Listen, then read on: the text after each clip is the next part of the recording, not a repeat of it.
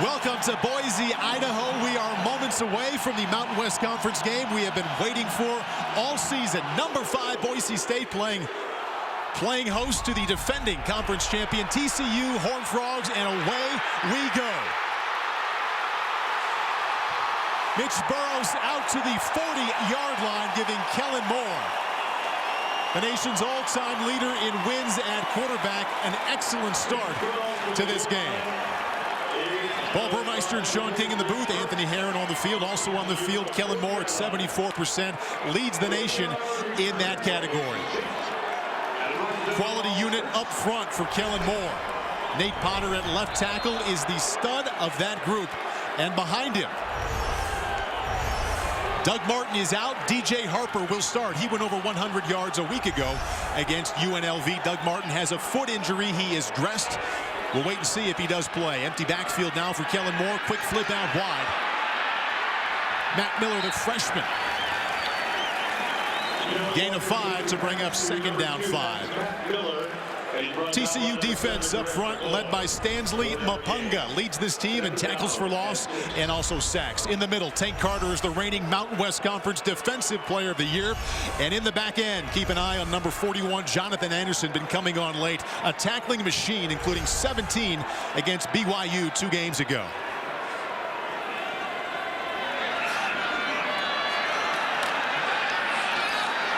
DJ Harper up the middle. And Paul, you mentioned no Doug Martin due to a lower leg injury that he suffered last week against UNLV. That's 811 yards and 9 touchdowns. I fully expect Kellen Moore in this offense to utilize his short passing game to supplement some of that production that's lost without Doug Martin being in the lineup. 3rd down and 5 coming up for Boise State on its first possession. Broncos converting exactly 50% of 3rd down situations coming into this game. Quick set and drop, and Matt Tyler Shoemaker, Johnny Fobbs with a big hit. Penalty marker on the play. It's a gain of 8. Will be a first down. We shall see why there is a marker on the field. The referee today is Scott Novak. Personal foul. Unnecessary roughness on the defense, number 51. Targeting.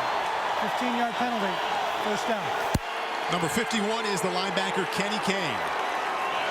And this is going to be very interesting today because TCU has a big secondary that is aggressive and that creates violent contact. Johnny Fobbs to Karen Cuban.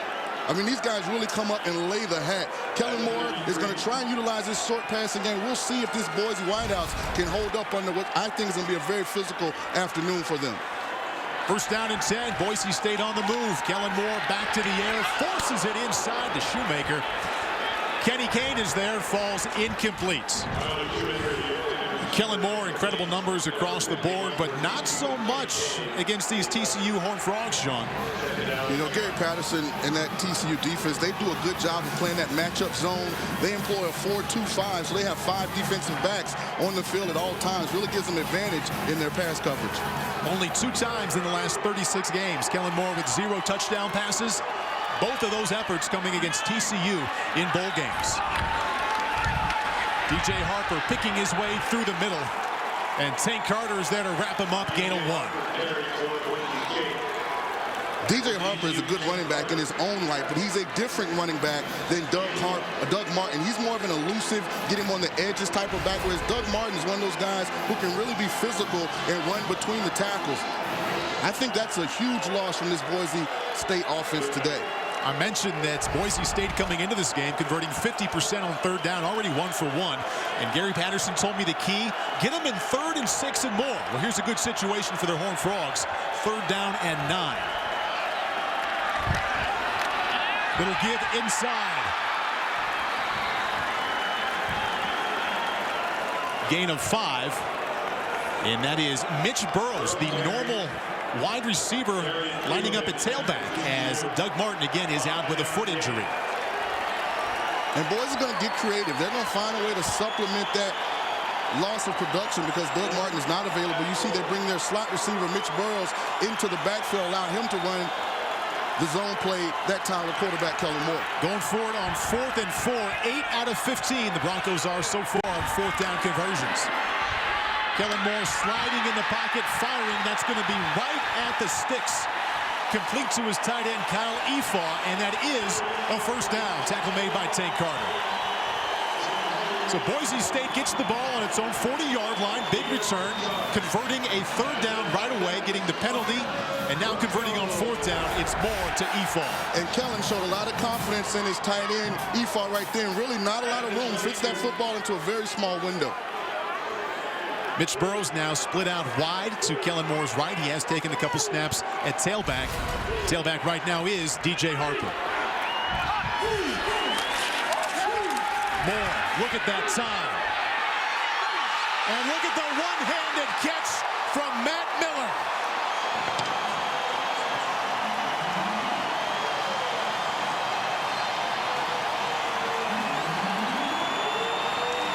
A lot of twos on that play. 22-yard touchdown to number 2, Matt Miller, but an important number 1, a one-handed catch. TCU likes to play that matchup defense. You're going to get some one-on-one matchups. Great throw by Kellen Moore. Jason Verrett tries to undercut it. Can't quite get to the football. Touchdown, Boise State. Dan Goodale on to attempt the extra point. Up and in. And what a strong start for the BCS 5th-ranked Boise State Broncos. 8 plays, 60 yards, and 22 yards from Kellen Moore to Matt Miller. One possession, one touchdown, and a one-handed grab. We're early in Boise, and the Broncos lead the Horned Frogs by 7.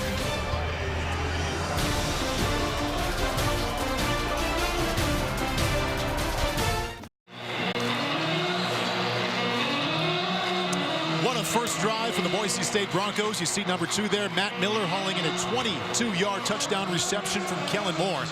And the 5th-ranked Broncos lead 7-0.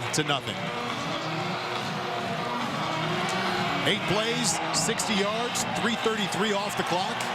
Third down converted, fourth down converted, and it culminates with the Matt Miller one-handed touchdown grab.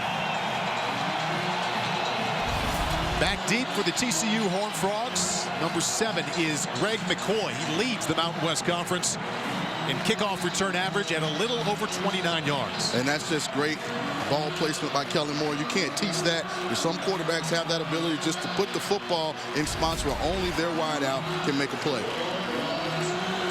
And ball placement is something that jumps out right away when you watch Kellen Moore in person and practice on tape. He can put it right between the numbers if he has to. Leave it behind you if that's best. He can really put it right where he wants. He does. He does. He understands the system. He understands the scheme at Boise. He understands how to operate within it, where the football needs to go, and he does it on a consistent basis.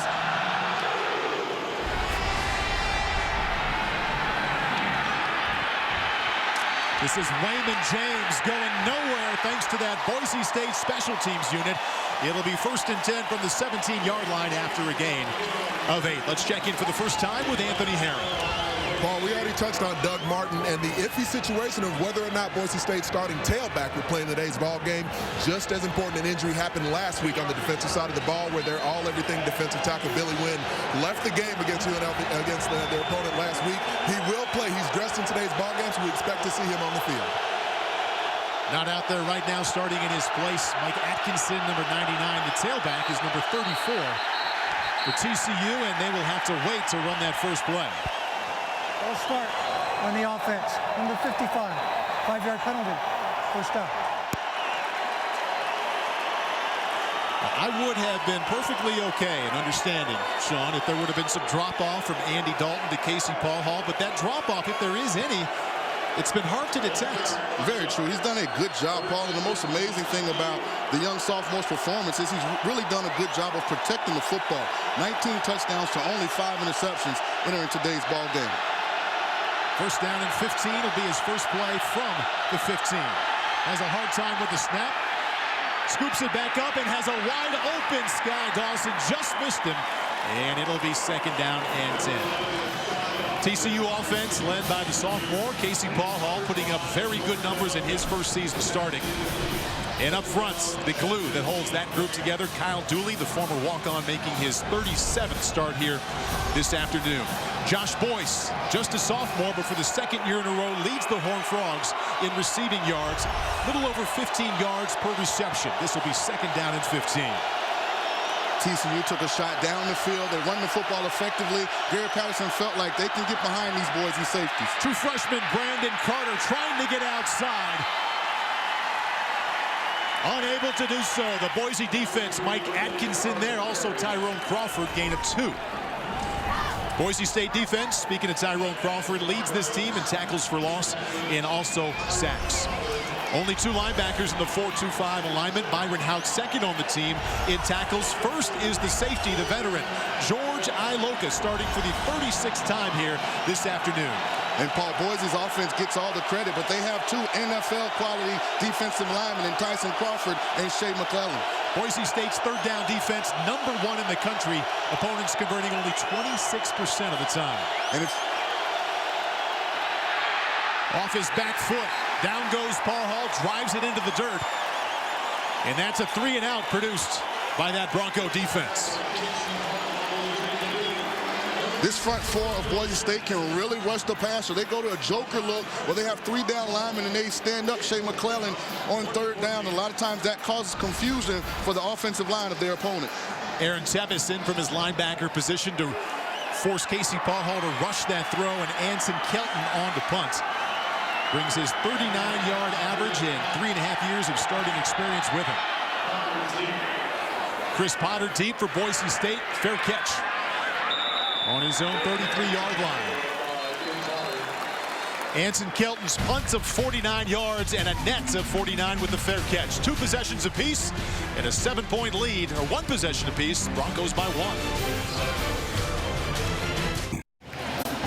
Welcome back to Boise. 10:19 left in the first quarter. 22-yard touchdown from Kellen Moore to Matt Miller. And that's been the difference so far. Casey Paul Hall, just 1 possession so far. It was a 3-and-out. Boise State defense was strong. And the Broncos lead by 7. Second possession set to begin here from their own 33-yard line. Kellen Moore, the shotgun, and DJ Harper behind him. Typical outing for Kellen Moore last week at UNLV. 5 touchdowns and no interceptions.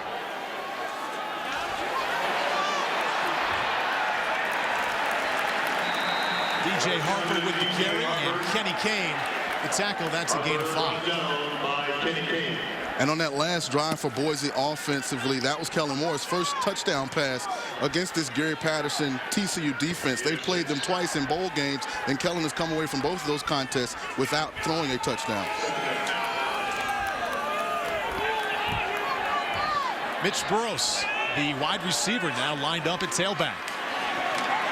Throwing back to Kellen Moore. He would like to throw again. Does so, and just overshoots Tyler Shoemaker. Penalty markers on the field. Tyler Shoemaker, the intended.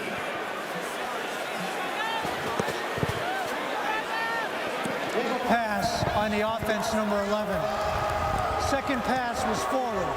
A 5-yard foul from the spot of the second pass. Loss of down. 3rd down.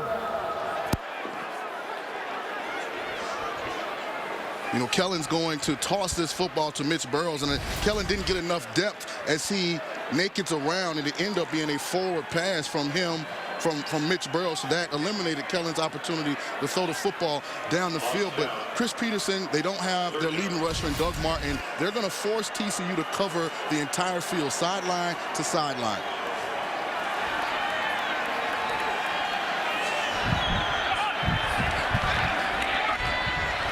Kellen Moore coming underneath to Mitch Burrows, breaks the tackle, gets out across the 35-yard line. Moore to Burrows for a gain of 9. Complete. Short of the first down. 9-yard gain. TCU defense responds after giving up the touchdown on Boise's first drive, forcing 4th down and 6. Brad Elkin on to punt for the Broncos.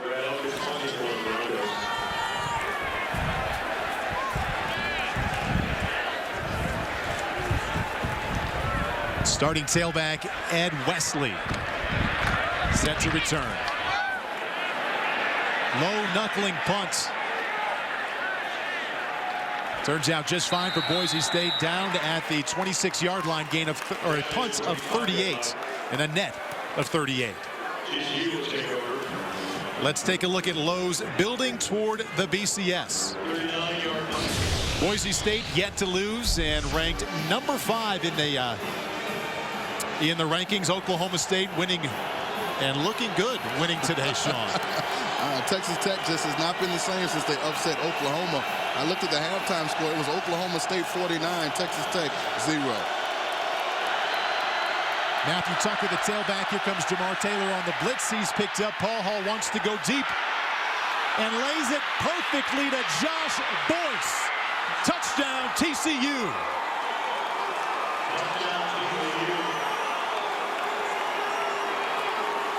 I mentioned it on the first play of the game when Casey Paul Hall took the opportunity down the field. Gary Patterson feels like they can get behind this Boise secondary. Great job by Josh Boyce, runs an out and up. Ebo McKinday tries to make an adjustment. Wonderfully thrown ball by the young quarterback, Casey Paul Hall. And an offensive line from TCU did a great job. Boise actually brought a corner blitz on that play that they picked up very well. Ross Evans up and in, and that's a 74-yard touchdown from Casey Paul Hall to Josh Boyce. And we are all tied at 7. Yeah, when I talked to Gary Patterson earlier this week, he praised that Boise State defense up and down, but said, he was very honest about it, he said, I don't think they're that great at defending the deep pass. We've got speedy receivers.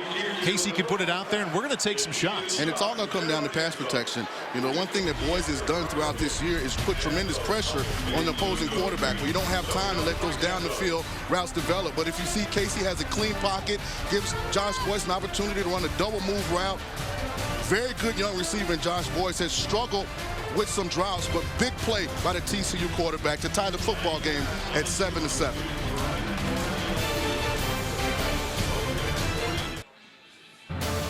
College football on Versus is presented by K Jewelers, the #1 jewelry store in America. Every kiss begins with K. And by E-Trade, investing unleashed.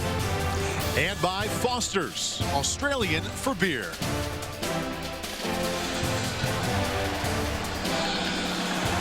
Josh Boyce with his seventh touchdown receiving this year. We're all tied at 7. 74 yards from Casey Paul Hall. Casey has a touchdown pass. Kellen Moore has a touchdown pass. His 22 yards to the freshman Matt Miller. And we're locked up at 7. This is Mitch Burrows. He's got a seam out across the 30, brought down at the 32-yard line. Brought down by Travaris Battle.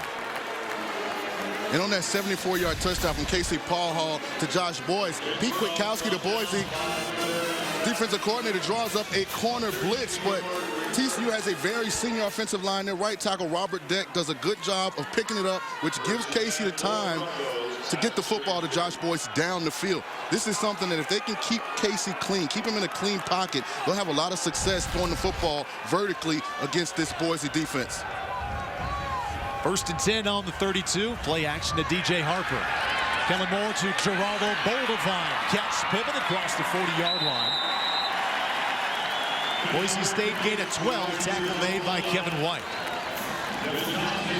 They're still waiting for Geraldo Boldevine to continue to emerge as the playmaker. They think he's got the physical capabilities to be, but he's been inconsistent. Had a big first game out there a few weeks back, and now his productivity has dropped off in recent weeks. Missed the first 4 games this season. NCAA suspension for receiving impermissible benefits. Tallest, fastest receiver on the team. Throwing once again on 1st down, and Kellen Moore goes down. David Johnson there with a sack, loss of 3. Ross Forrest from his defensive end position right there, number 52 as well. That's encouraging for Gary Patterson because they didn't have to bring a 5th or a 6th rusher. They're able to get this kind of pressure on Kellen Moore from their 4-down lineman. And it wasn't Stanley Mapunga.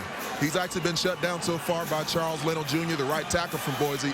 But if they can have the other pass rushers make their plays, it's going to help out everyone. Kellen Moore been sacked only 4 times now this season.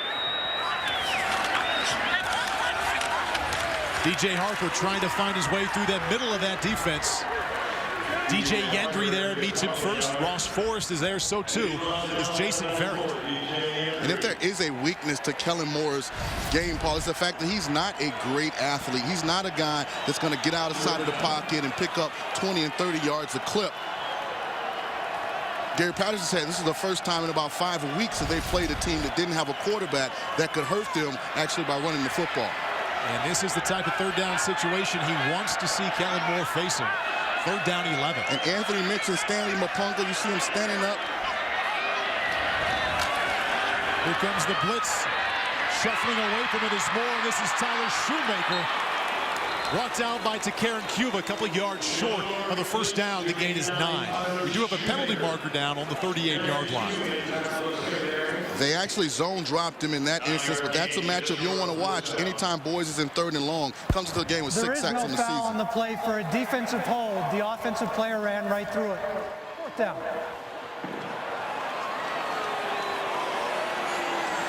Tackling so key. When you run a zone dog, you're dropping a defensive end into coverage. You're bringing other people from different angles. And so as a defender, once you're working out into different flats and getting to other levels, you have to be able to square yourself up and make a tackle. That's precisely what TCU did right there. So the TCU defense allows a touchdown on Boise's first drive. Nobody back deep here for TCU. Chris Peterson and his special teams are known for running fake punts. Gary Patterson's not taking any chances. Punts it away, second possession in a row that ends with a Boise State punt. And that had an excellent chance to be down inside the 1-yard line.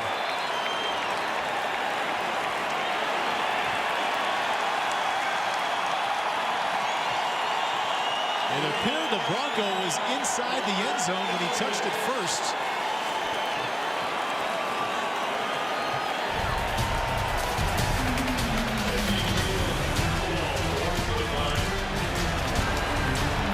We'll sort this one out. See if Lee Hightower was indeed in TCU football when we come back.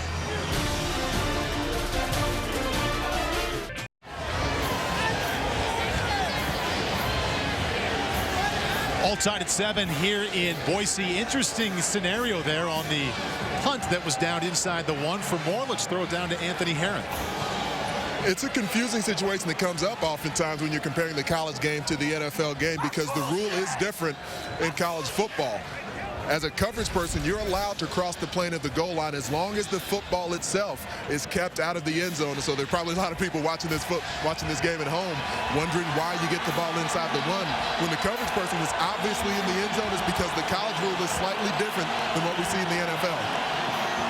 Anthony Herron, thank you very much. Nice work with the rules there. And now this TCU offense on its last possession, 74-yard touchdown from Paul Hall at Boise. Now it's 1st and 99 and a half.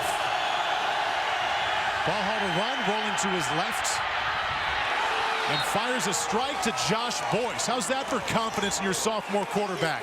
Inside the 1, you let him throw, and that's 15 yards. And during the course of this season, Paul, he's gained that confidence. I mentioned his touchdown to interception ratio, 19 touchdowns to only 5 picks. What's very impressive about this, last week in Wyoming, through a very bad pick in the red zone, they have not lost confidence in their sophomore. They fully believe that he's capable of leading this offensive ball club. Completing over 68% of your passes, 19 touchdowns to 5 picks. That'll gain confidence in your coaches. Or from your coaches. 1st and 10 from the 16. Working the option now. Keeps it himself. Byron Hout there to prevent the big gain. It's only a gain of 3. As we spoke to Gary Patterson this week, guys, how many times did he tell us they want Casey Paul Hall to be a more aggressive runner with the football in his hands? You're seeing a guy 6'5", over 220 pounds with this type of athleticism. He can be a person that adds an additional element to this Horned Frog offense. And Justin Fuente, quarterback coach, offensive coordinator, the co-offensive coordinator, told me this week, we knew he was faster than Andy Dalton, but he hasn't quite been that comfortable yet running the football. Something they're still waiting on. Very comfortable passing it. This is Antoine Hicks, tackled by Byron Hout, gain of 7. Less than a yard shy of another 1st down. And you can expect this hurry-up set to be some kind of quarterback sneak to try and pick up this 3rd and short.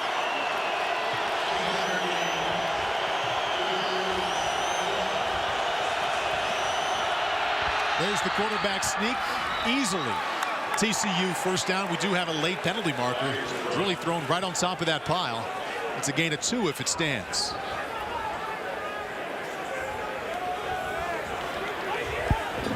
Personal foul, face mask on the defense, number 84. 15-yard penalty. First down. Well, just moments ago, Casey Paul Hall was taking the snap with his feet in his own end zone. And the Horned Frogs easily moving the football. Get a 15-yard penalty here. This is the advantage of having a big quarterback. Casey 6'5", 220. Very easy to pick up those 3rd and shorts in the quarterback sneak.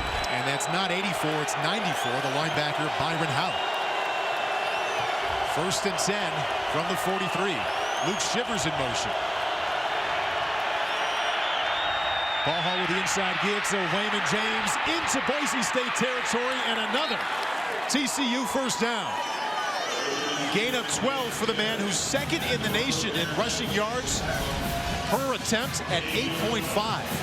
TCU employs a 3 running back offense. Wayman James is that explosive guy that can take any carry to the house. This is the biggest offensive line that Boise State has faced this season. As much as TCU can have success running the football, you use that word comfortable, Paul. Casey Paul Hall is going to be that much more comfortable. Boise State bringing the blitz and causing the fumble. Wayman James with the hustle to recover.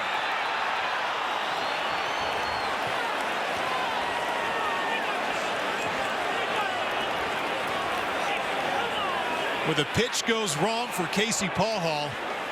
And out of nowhere, the tailback, Wayman James, one play after picking up a first down, comes up with a huge play that is, though, a loss of 21.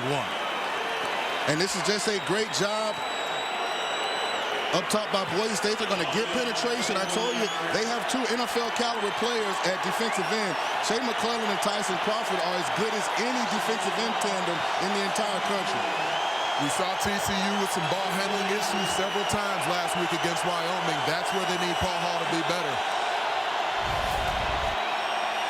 Sky Dawson with the football. Out to the 36-yard line, George Iloka, the leading tackler on this team. Only a gain of 3.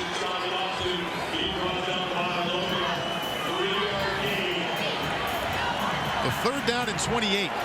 About 3 weeks ago, Sean, we stood right here when Air Force had 3rd and 21 and got 22 on that fullback dive. I'm not so sure it's in the playbook for the Horned Frogs. We talked to defensive coordinator Pete Kwiatkowski yesterday. He still was a little upset and ornery about giving up that first down.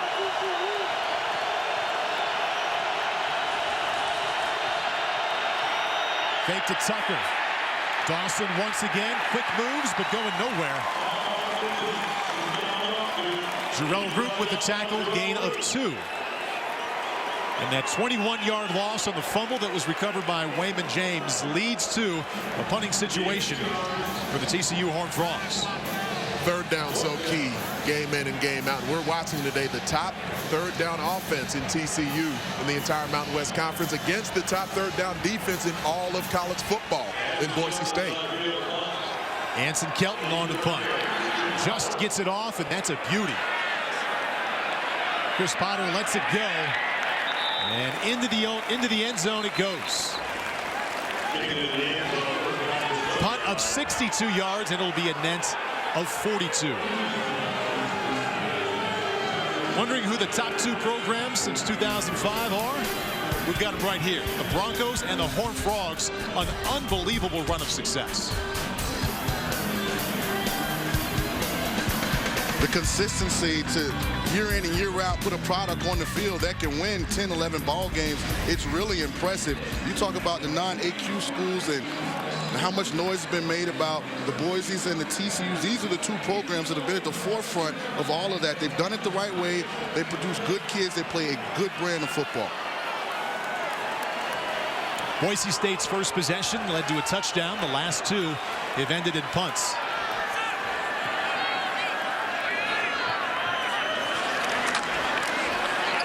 DJ Harper off the right side. Jason Verrett stands in the punga there. And that's a gain of 4. Kenny Kane from his linebacker spot also in on that tackle. We have still yet to see number 22, the leading rusher for Boise State, Doug Martin, out with a foot injury. He is dressed today. Coming into this game, the second leading rusher in the Mountain West Conference.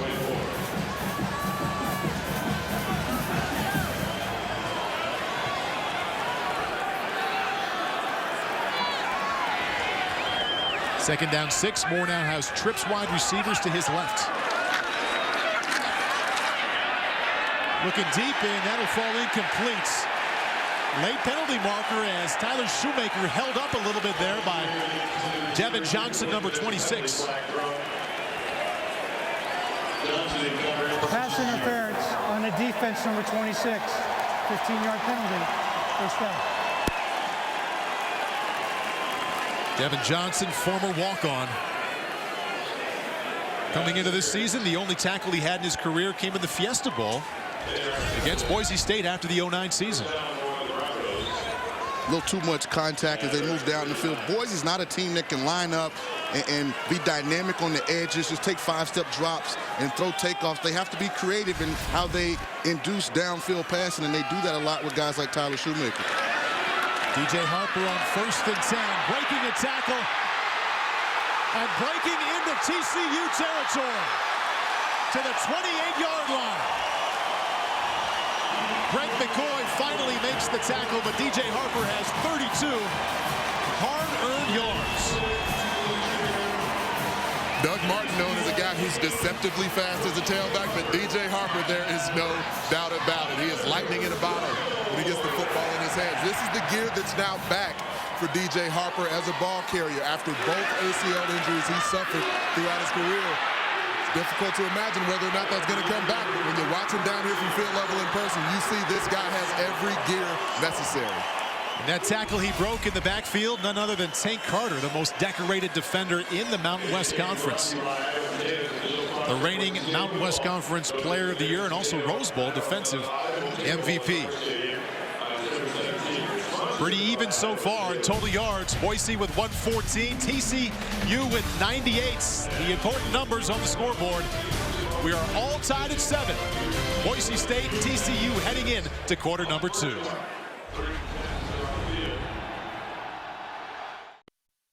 TCU, they have obviously tremendous talent, but when you combine that with great coaching, they don't give up anything easy, and they do a great job. Anytime Boise and TCU got together, it's been a great ball game. It's been a game that anybody should want to watch, and I don't expect it to be any different this time. And it's not been any different this time on a perfect November afternoon for football in Boise. The Horned Frogs and the Broncos all tied at 7. Paul Burmeister, Sean King in the booth, Anthony Herron on the field. Kellen Moore has his Broncos driving. 1st and 10 from the TCU 29.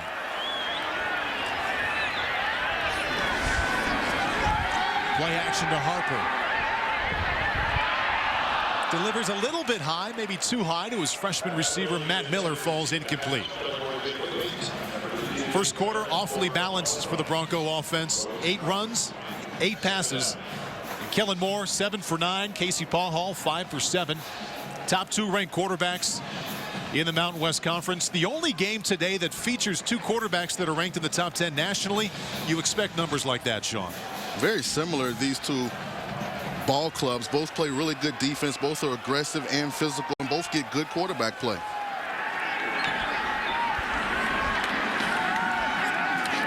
On 2nd and 10, this is Mitch Burrows.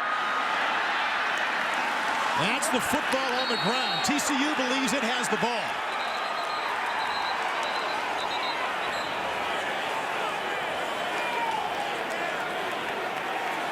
Moore with the completion to Burrows. Puts it on the turf to Karen Kubik, comes up with it. And the Horned Frogs have the football 1st and 10.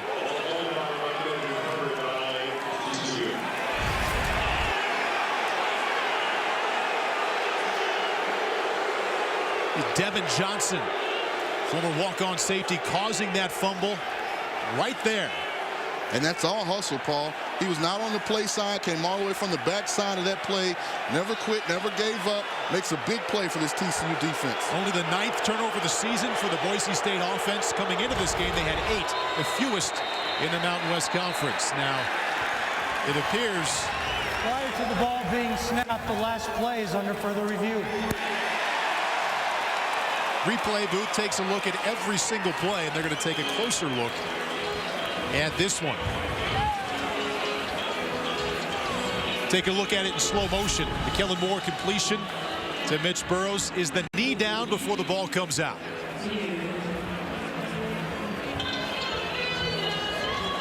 Ruling on the field was fumble, TCU football.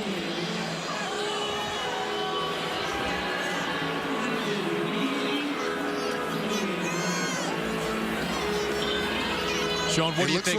Ball out? It looks like it's almost simultaneously. I mean, very difficult to tell if that right knee touches, but it looks like the ball is coming out at the same time. Again, on the field, it was called a fumble. Is that enough evidence to overturn the call? And that is the most important question you just mentioned there, Sean. Has to be indisputable video evidence for them to overturn the call on the field. Devin Johnson, the former walk-on at safety, causing that fumble. Didn't get on the field in 2010. Emerging here this year in that TCU secondary.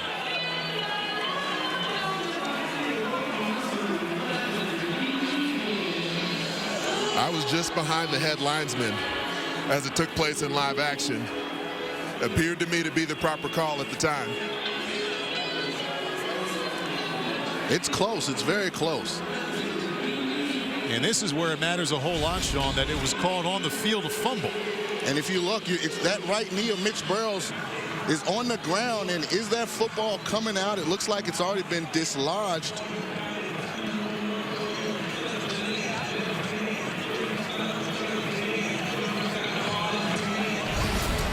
After review, the ball was loose before the knee was down. The fumble was recovered by TCU.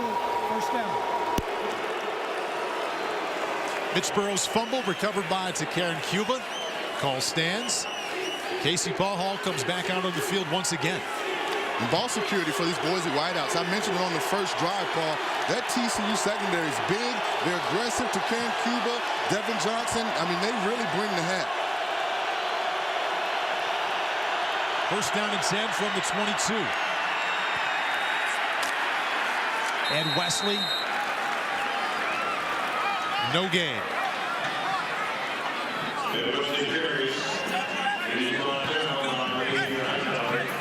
Lee Hightower making the tackle in that Boise State secondary. 3 running backs can really make it go for TCU. Ed Wesley now healthy once again after missing games 2, 3, and 4. Wayman James and number 29 Matthew Tucker. All 3 get a healthy dose. It's now second down.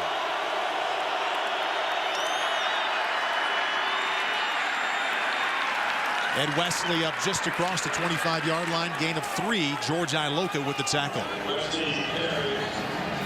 It'll be very difficult, I think, for TCU to stay in those static, traditional personnel groups and run the football. Boise is very good up front. If TCU wants to have success running the football, I think they're better off spreading Boise out and trying to create some natural creases by the formation. Third down situations when TCU has the football. One of the best games within this very good game as Boise State leads the nation in third down defense. Casey Paul with the pump and going deep once again, and another wide open Horned Frog. True freshman Brandon Carter will score. 75 yards, Casey Paul to Brandon Carter.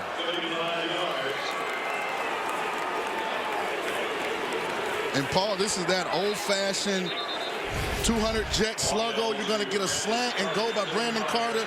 Great route by the freshman. One of the more highly decorated recruits from last year's recruiting class for Gary Patterson. He mentioned in the meeting he thought that they could consistently get behind this Boise secondary. And get behind is exactly what they have done. That was 75 yards from Paul Hall. to Carter. Injured Bronco is Ebo McKinday. So 75 yards, Paul Hall to Carter. Earlier in the first quarter, it was 74 yards from Paul Hall to Josh Boyce.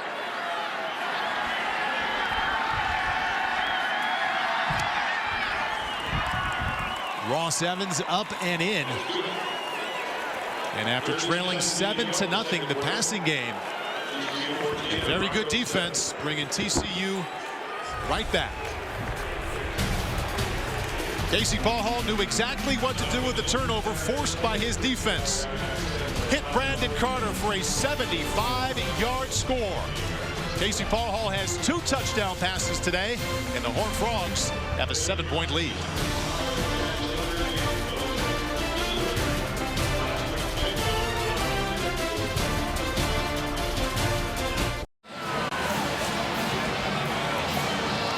Ebo McKinday being worked on the sideline.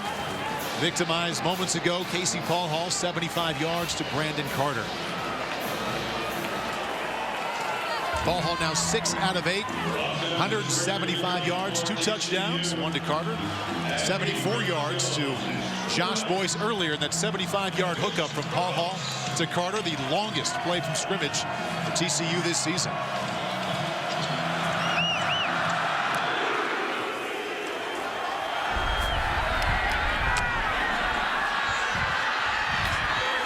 Burrows dropped at the 23-yard line. Tackle made by Antonio Graves.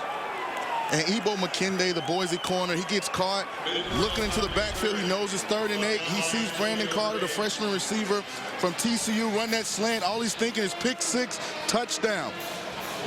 They're running the double move. They get behind him. And a lot of people thought coming into this year that the group that probably had suffered the most significant losses was the wide receiver position. You lose a Austin Pettis and a Titus Young to National Football League. I think it's the secondary. The attrition of Kyle Wilson going to the Jets, Jerron Johnson going to Seattle.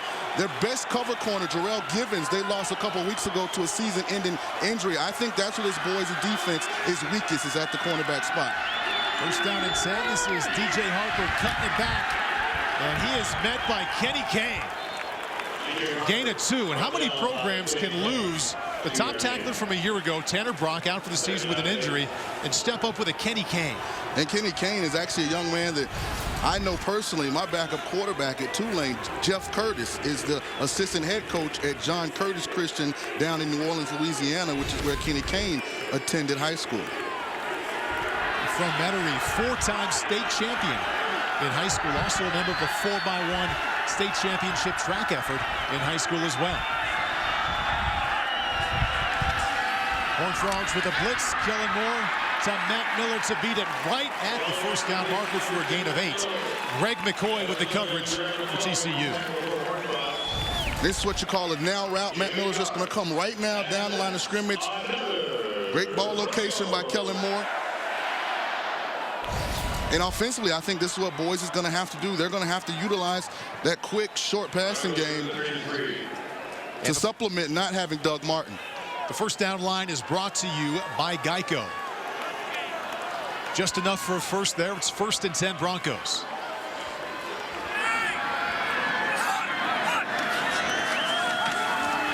Back to the ground game. DJ Harper across the 40-yard line, approaching another Bronco first down. That's a gain of 9.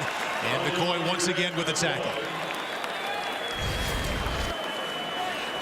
And you talk about not having Doug Martin. For DJ Harper, this is an opportunity that he's been waiting for. I'm sure he didn't want to get it because of injury, but he understands what it's like to be the starting tailback. He was the starting tailback here in Boise, suffered a devastating knee injury and never was able to regain that spot from Doug Martin. The torn ACLs ended not only his 2009 season, but also 2010.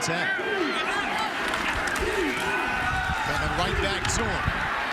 DJ Yendry there to make the tackle, and we have a penalty marker raining in from the defensive backfield. Would be a gain of 4 if it stands. Personal foul. Legal block below the waist on the offense, number 18. 15-yard penalty. Second down. Number 18, the wide receiver, Aaron Burks.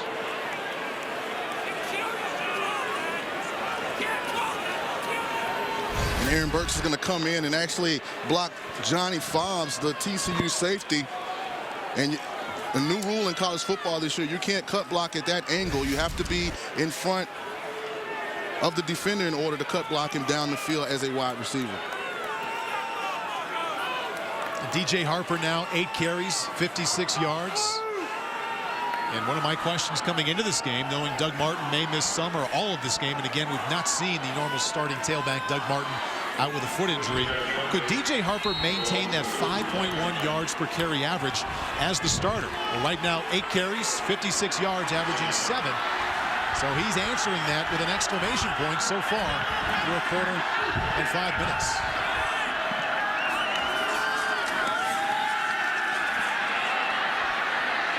Kellen Moore fits it in between Greg McCoy and Johnny Fobbs to the big play wide receiver, Tyler Shoemaker. Gain of 19. And that's what it's going to take today. Kellen Moore is going to have to play like a Heisman Trophy winning quarterback. We know he's in the race. You've heard a lot about it, his ability. Great job of getting the edge clean for Kellen, and look at the ball placement. Underneath the safety, over top of the cornerback. Very few quarterbacks in college football can locate the football on the move like Kellen Moore. Shoemaker averaging 18.2 yards per reception so far. Play action. Moore looking deep to Boldevine. Left it a little far inside. The Bronco faithful want to see the penalty flag for interference. No flag on the field. And Kellen Moore took a shot right after he releases this football. Kenny Kane in a big way. Kenny Kane on a delayed linebacker blitz. He's going to allow that guard to shift out, and he's going to come right through the gap. And Chris Peterson can't like that. You don't want to see his all-star quarterback taking those kind of shots. Kellen Moore, strong start, 10 out of 13, 101 yards and 1 touchdown.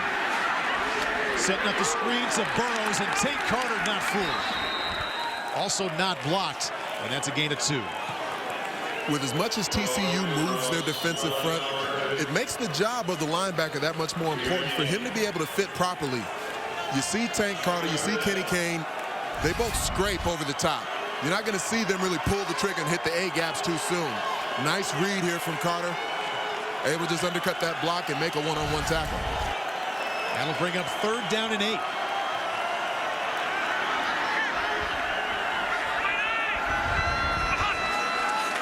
TCU rushes 4. Moore with time, little bit behind his brother Kirby Moore. He says, that's all right, I got you covered. I'll haul it in anyway. Gain of 15. Tackle made by Johnny Fobbs. There's 2 different ways, guys, that you can pressure a quarterback. You can either pressure him physically or you can pressure him mentally. The physical pressure has been inconsistent. The mental pressure is so difficult to apply to Kellen Moore, even for a defense like TCU. Gary Patterson told us in the times he's played Kellen Moore over the years, only one time out of well over 100 snaps that he's faced this quarterback, one time Gary Patterson, one of the greatest defensive minds in college football, has been able to confuse him. Well, a little confusing now as Moore is lined up as the wide receiver. DJ Harper takes the snap, fighting his way out to the 27-yard line. Harper taking the direct snap. That's a gain of 5. Tackle made by Takaren Cuba. Boise's version of the Wildcat. Again, they're going to continually put pressure on you as a defense to adjust to their personnel groups. Kellen Moore is all the way out here lined up as a receiver. I'm sure no one's worried about him running the takeoff, but what it does do is they've given the ball to Mitch Burrows a couple times. It creates a seam for DJ Harper to get a positive running play. What's the Sean King School of Quarterbacking tell a quarterback to do when he's split out wide? Don't move. Mark Sanchez will agree with me. Did you see Mark Sanchez? They split him out. Cornerback tried to take a shot at him, and he flinched. 2nd down 4. Moore stepping up and firing. And you don't see that very often. Tyler Shoemaker was wide open. And you said it perfectly, Paul. Kyle Leafaw, the tight end, the intended receiver. You said it perfectly, Paul. Very rarely does Kellen Moore miss a wide-open wide receiver. Offensive line does a good job of keeping that pocket clean, and this is a throw that Kellen normally makes.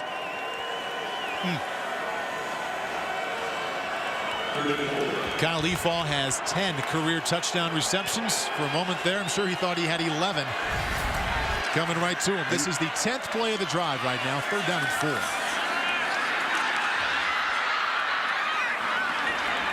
see Kellen Moore wanted to get rid of that ball early. He thought he had some interference on his intended receiver, just fired it to the ground, and the flag did come in late.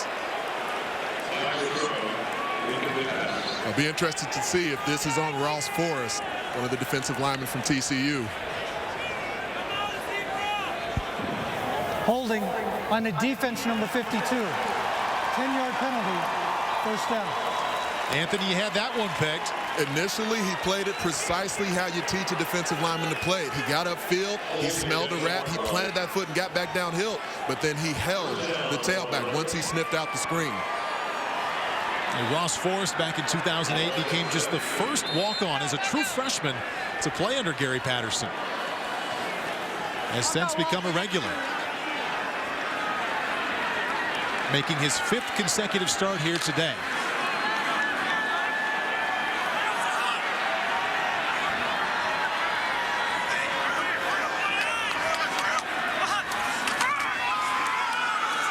DJ Harper fakes the reverse and finds his way to the end zone.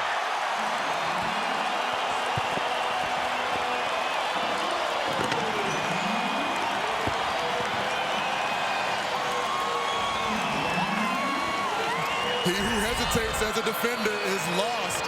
Trying to figure out with all the constant motion pre-snap in the back end for TCU, who's got the football? What pursuit angles do we take? And once you hesitate, DJ Harper has got the quicks to make you pay. Breaks the tackle at Jason Verrett. Finds his way to the end zone from 17 yards out. Dan Goodale's extra point up and in. Kellen Moore has been solid. DJ Harper has been very good, replacing the starter Doug Martin, who's out with a foot injury, and we are all tied at 14. First run game touchdown we've seen of the afternoon after 2 TD passes from Paul Hall and 1 from Moore. 14s in Boise.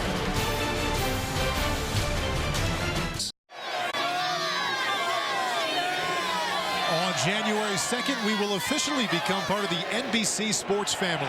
Versus becomes NBC Sports Network, a new 24-hour sports network. NBC Sports Network is coming on January 2nd. Let's go down to the sideline now and check in with Anthony Herron. Well, let's take a look at just looking forward to continuing to watch DJ Harper carry the football. This opportunity that he's been waiting on for several years now, battling back from multiple injuries. It's an amazing story to see the return he's been able to make.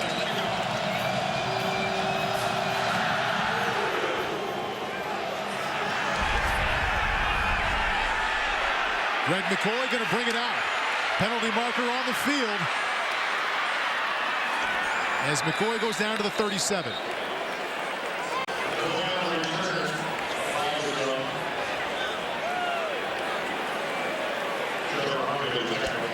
During a return, holding, receiving team number 83. 10-yard penalty, first down.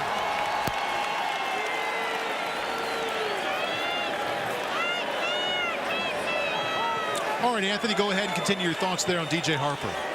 Well, Paul, at 5'9" and just over 200 pounds, often you wouldn't see a tailback with the versatility of style that you get from a DJ Harper because he is not afraid to run through contact, run to contact, and he's got the quicks, he's got the jets. He's been waiting on this opportunity, as we said, for a long time to return to being the main ball carrier in the Boise State offense, and he's got a nose for the goal line. 10 carries, 79 yards. So while Doug Martin watches with a foot injury, DJ Harper excels. Play action. Casey Ballhall working the intermediate part of the field. Wanted Sky Dawson. J.C. Percy there with the coverage as it falls incomplete. A timing throw, a throw that you want to throw down the seam. Casey throws it just a little bit behind Sky Dawson. Sky Dawson very scary in that slot. He was last year's Mountain West Conference 60-meter champion. A lot of speed and a lot of athleticism at the skill positions for this TCU offense. I'm interested because they've had some success throwing the football down the field. That opened up some lanes for their running game. Second down, 10 now. The lone running back is Ed Wesley. Play action to Wesley, flips it out to Tucker. Well-designed play. Paul Hall puts it right on Tucker. He puts his head down and picks up 11.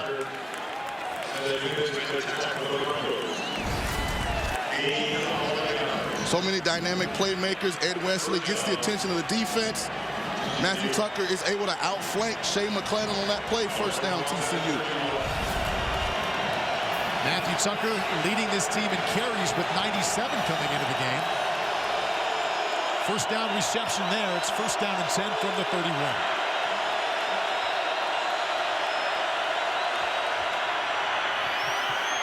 Ed Wesley trying to get around the corner, doesn't quite do so. Gain of 1. J.C. Percy, the linebacker, runs him out of bounds. And this is a little of what you miss when you have Casey Paul Hall instead of Andy Dalton at quarterback. Boise's bringing a blitz off that edge. That play has no chance to be successful. Don't necessarily trust a young quarterback to audible out of that as you would with an Andy Dalton. And the subtle aspect of what gets missed there is that the defense not right now honoring Casey Paul Hall as a ball carrier. The pursuit immediately going towards the running back. Nice pocket there, and the touchdown the sideline to Wayman James. Caught the football, but he did so out of bounds.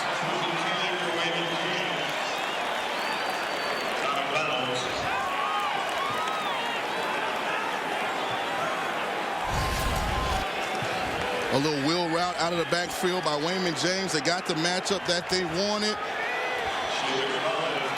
Close. And that's about as close as it can get.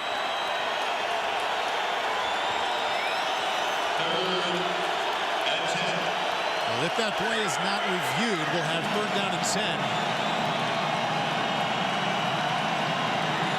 Coming up for the TCU offense.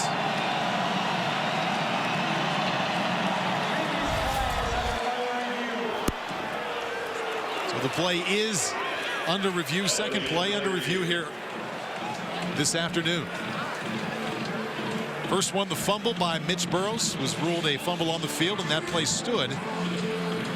This pass play from Casey Paul Hall to Wayman James ruled incomplete, but as we saw there, Sean, on the slow motion, it's awfully close to being complete. We'll see if his foot was actually inbounds or out of bounds. And again, we resort back to earlier on the field. It was called an incomplete pass. Is that enough visible evidence to overturn it? It's very difficult to tell because Wayman has on that spat and that white is matching the sideline. It's close, but I didn't see any space between his foot and that white line. The line judge is right there. It looks like he has a great view. He's blocked by the two players, but it looks like if you see his eyes are right there. So I'm going to do something I very rarely do. I'm going to trust the official and say that it was an incomplete pass. It was ruled incomplete on the field. On the field stands. Incomplete pass. Incomplete pass. And that'll bring up third down and 10. And this is when Boise goes to this joker front. They stand up. Their NFL prospect, Shea McClellan, are circling right there. He's going to move around. And he does a lot of different things in this look, but at the end of the day, he's going to rush the passer. Here comes McClellan. He's picked up. Paul Hall steps up in the pocket. This is Josh Boyce running free. Touchdown, TCU.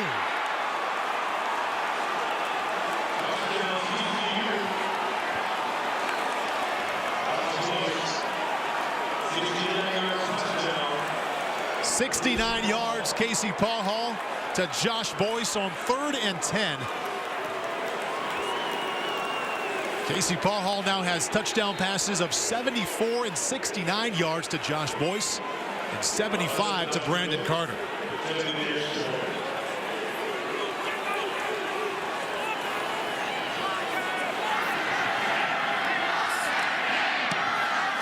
Ross Evans just flat shanks that one.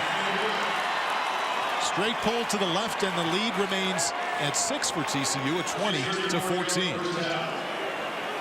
And this was a great play call by TCU. They get their best wide out, Joyce Boss, matched up with Boise safety Lee Hightower, and that's a matchup that you love if you're on offense. Casey does a good job of putting air under the football, allowing their most dynamic wide out to catch his second long touchdown of the game, gives TCU a 20-14 lead with 6:34 to the half.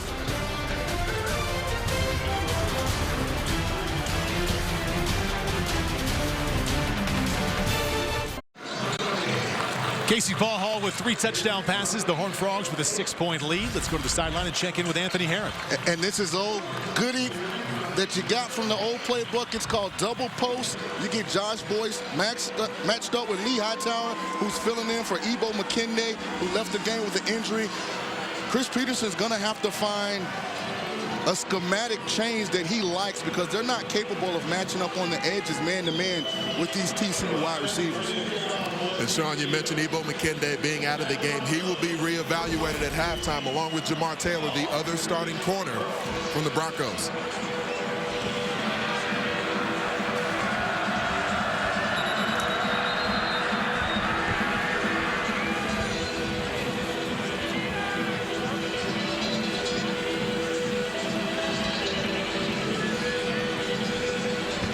Casey Paul Hall right now putting on a deep passing clinic, 8 for 12, which is very good at 75%. And how about 8 completions for 255 yards already?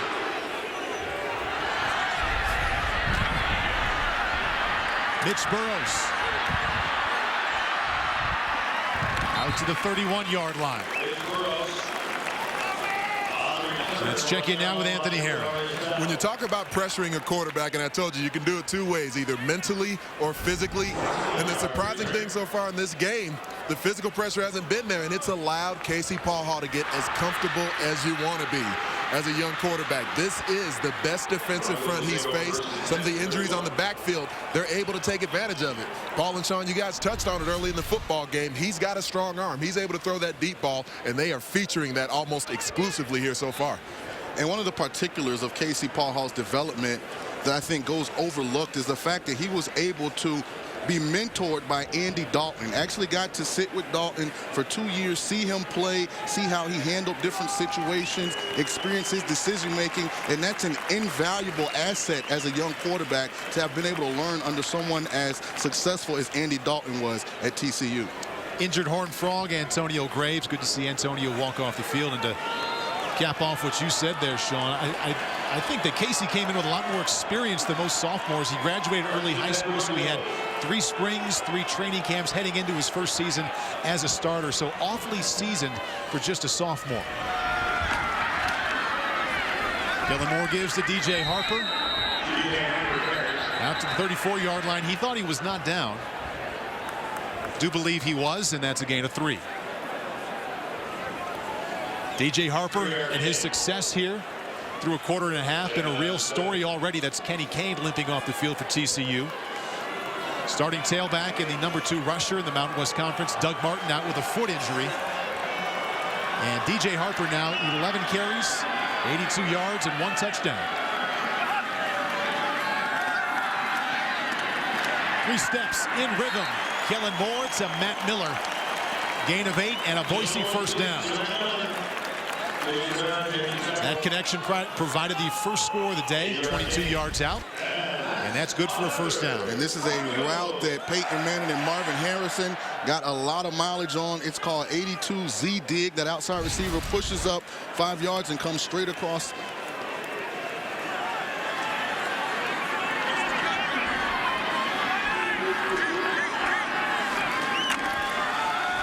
DJ Harper with an alley. Gets into TCU territory, picks up 9 yards. Tackle finally made by Karen Cuba. And Chris Peterson's found something he likes a lot in this running game.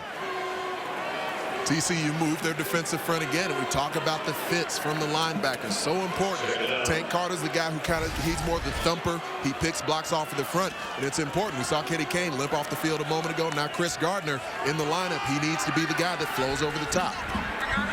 Second down 1. DJ Harper motions himself back into the backfield. Kellen Moore sacked for the second time today. Stanley Mapunga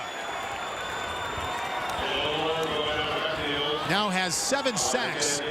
Came into this game as the #2 sacker in the Mountain West Conference. And this is just a pure speed rush on Charles Leno Jr. Does a good job of getting to Kellen Moore.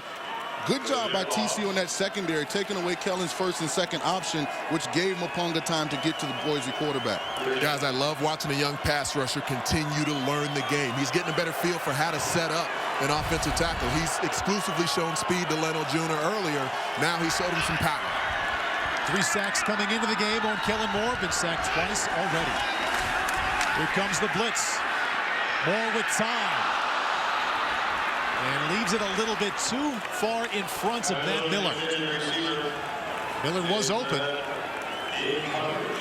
And that's the second uncharacteristic miss for Kellen Moore. He missed his tight end, Cal Efa, on a touchdown. He has the young receiver, Matt Miller, coming. Offensive line does a good job of creating a clean pocket, just a little too far inside on the throw. Brad Elkin out to punt. 42-yard average so far this season. And back deep is Ed Wesley for TCU.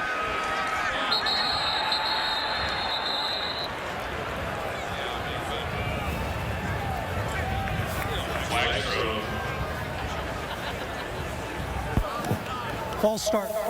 The offense. Number 94. 5-yard penalty. Fourth down. That's the second penalty today on Byron Holt. Remember, he was flagged for a 15-yard personal foul for face masking the quarterback earlier. Chris Peterson could not be happy. His team normally prides itself on being very disciplined and not having a lot of penalties.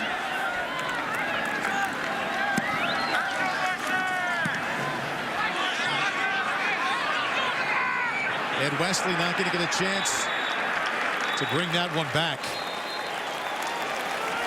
Brad Elkin continues his strong season. Came into this one 60% of his punts inside the 20. Has another one there. 3:47 left in the first half. TCU by 6.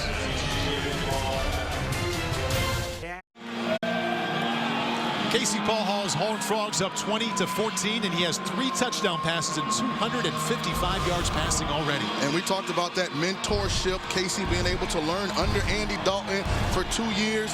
He definitely paid attention, and he's applied himself, came into the game, 19 touchdowns, has blown 3 to take that season total all the way up to 22. 74 yards to Josh Boyce. Another 169 yards to Boyce and 75 yards to Brandon Carter. TCU only 1 yard rushing so far today. Boise State defense, they're strong. Once again, that's a gain of only 4. We came into the game understanding that Casey is a big quarterback. He has great size. He can sit in the pocket. He has the arm strength to push the football vertically down the field. 68% completions coming in, so he has the accuracy. He's done a good job of identifying where to go with the football and throwing easy, catchable footballs that these dynamic playmakers can do something with after the catch. Second down 6. The lone running back behind Casey Paul Hall in the shotgun is Ed Wesley. Fake to Wesley. Forced to leave the pocket. There's Casey Paul Hall running and sliding just across the 25-yard line. Gain of 6. Just enough for a TCU first down. I like it, guys. I like it. When you're that big, you're that athletic, when that clock goes off in your head that it might be time to flee the pocket, you've got to be able to flee the pocket. It gives the defense something additional to think about. This is the continued growth of a young quarterback that we're seeing here. And I think that's where Casey can use his athleticism. He's not a runner with a lot of wiggle, so I wouldn't call as many running plays for him as they do. I'd let him create and extend plays with his feet. Is Ed Wesley trying to extend that one with his feet? Chase Baker there with a tackle. Wesley picks up 3. TCU already leading by 6 here, Sean, with a chance. Clock ticking now as we approach 2 minutes to make it a 2-possession game. And if they can do that, you know, they won the coin toss and deferred, so they get the football also first in the second half.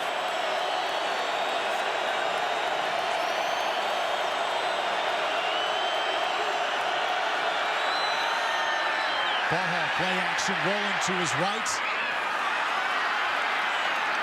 Sky Dawson caught that one a couple times. And the final time, Sean, he caught it while he was still in bounds. And I love the way Casey went through his progressions. His initial read is going to be the back in the flat. Boise converges on that. He finds Sky Dawson. I really like the way he seems to have a command of where everyone is on the field.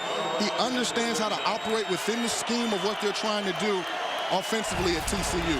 TCU Horned Frogs leading with the pass here today at number 5 and unbeaten Boise State. And Casey Paul Hall up for that challenge. Gives to James here, fighting off tackles as he works his way to the right side, gains only 2.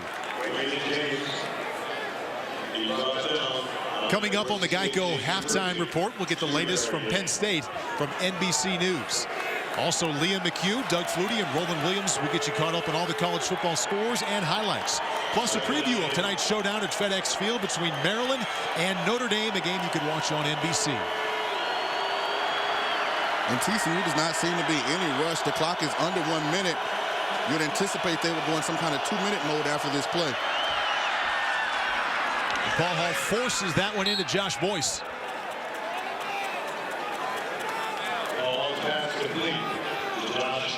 Paul Hall to Boyce for a gain of 3. And there's no sense of urgency right now on offense for TCU. I don't really understand this. And now Gary Patterson calls a timeout. Probably let about 15 seconds run off the clock. Charge in the first half, 30-second timeout. Seems, Sean, that the Horned Frogs indecisive there offensively on the field and also on the sideline if they want to let the clock run out or truly try and take advantage of this scoring opportunity. I think against a team like Boise with a quarterback like Kellen Moore, you have to be aggressive. No lead is safe. You have to continue to apply pressure to that Boise secondary. The NHL on Versus continues. Monday at 6:30 Eastern, the Sabres clash with the Canadiens. Then Tuesday, the Avalanche head to Pittsburgh to take on the Penguins. Hockey is here on Versus.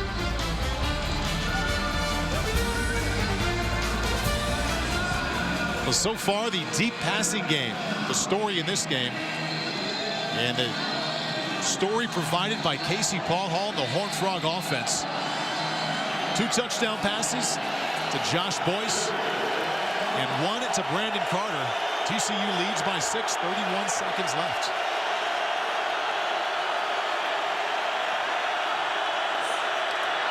Boise with the safety blitz.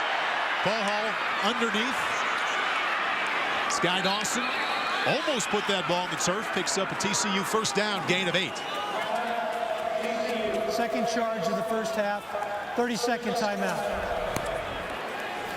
All right, Sean, 23 seconds remaining. You're now just barely inside the Boise State territory. We call another timeout as we take a look at the completion to Sky Dawson. What are your thoughts here offensively if you're calling the plays for TCU? Well, I think you can take some shots because you have matchup advantages across the board. I would try and put Sky Dawson and Josh Boyce on the same side. Let Sky Dawson occupy the safety in the slot and try and get Josh matched up outside on some kind of one-on-one route down the field. Casey Paul Hall kind of limping off the field. After that play, he is now jogging back into the huddle.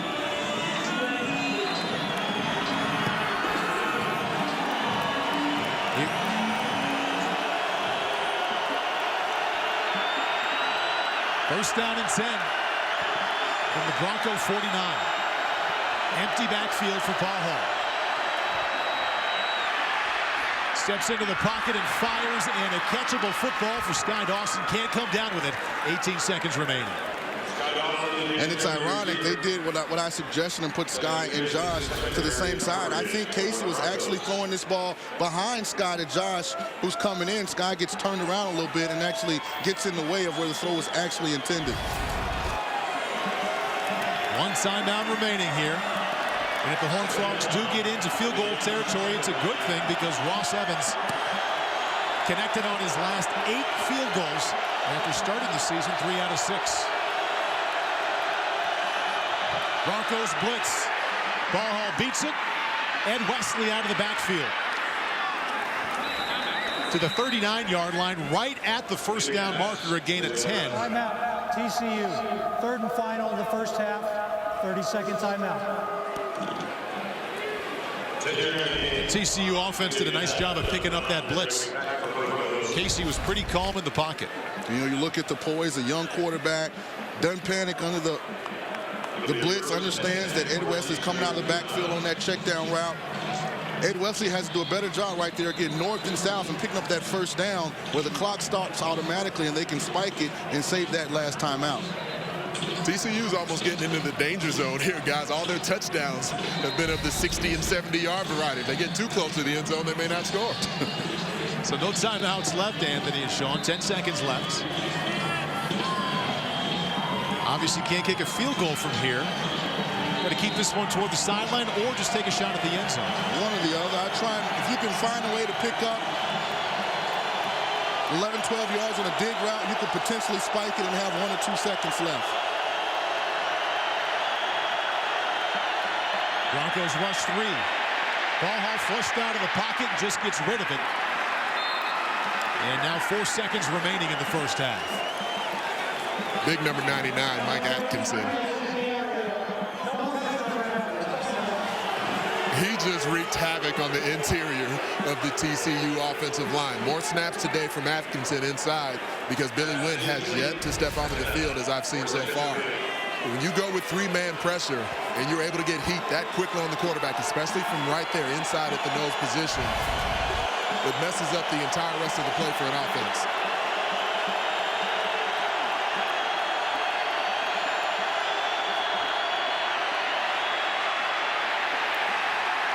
Paul Hall just goes down there. Runs into Matthew Tucker in the backfield. Frustrating final play for Casey Paul Hall, but what a first half. Touchdown passes 3 times as TCU leads 20-14. First time Boise State has trailed at halftime all season. We send you now to our New York studios.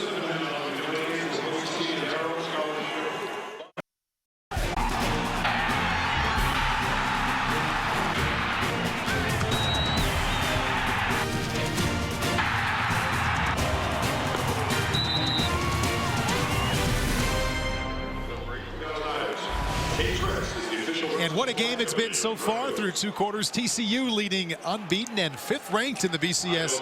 Boise State 20-14. The big play passing game working in a big way for the Horned Frogs. Welcome back to Boise, Idaho. Alongside Sean King, I'm Paul Burmeister.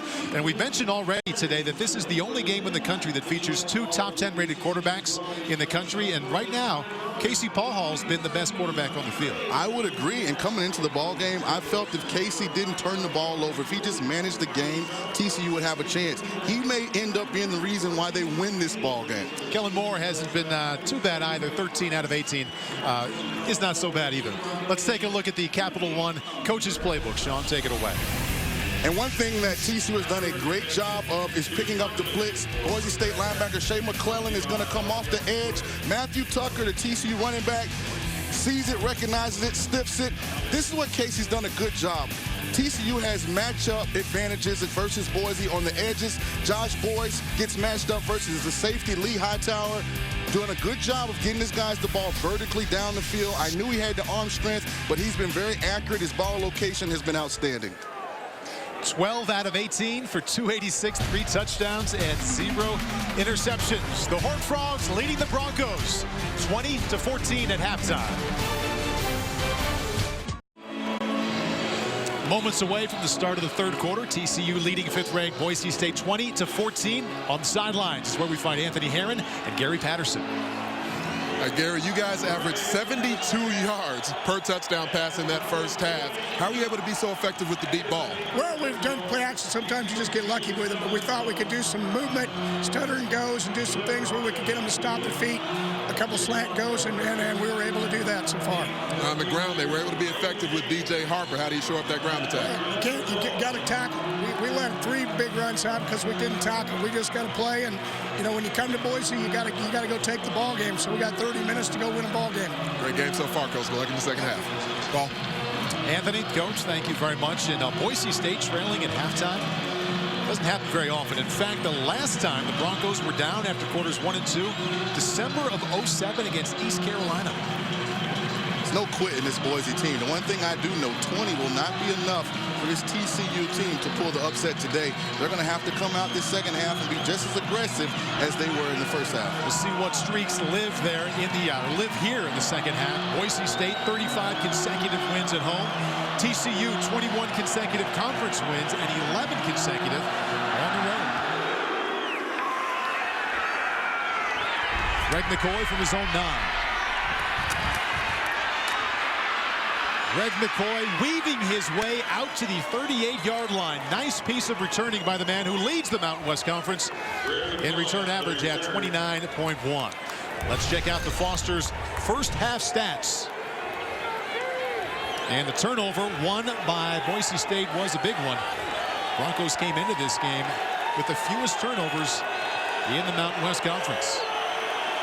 TCU taking advantage with the touchdown, and he missed extra point off that turnover. And the Horned Frogs leading by that 6 at 20-14. Coming into the game, if you would have told me TCU would have the lead after only rushing for 12 rushing yards, I would not have believed you. Broncos with a blitz on the first play, causing the fumble. Recovering is Tyrone Crawford. In for the score.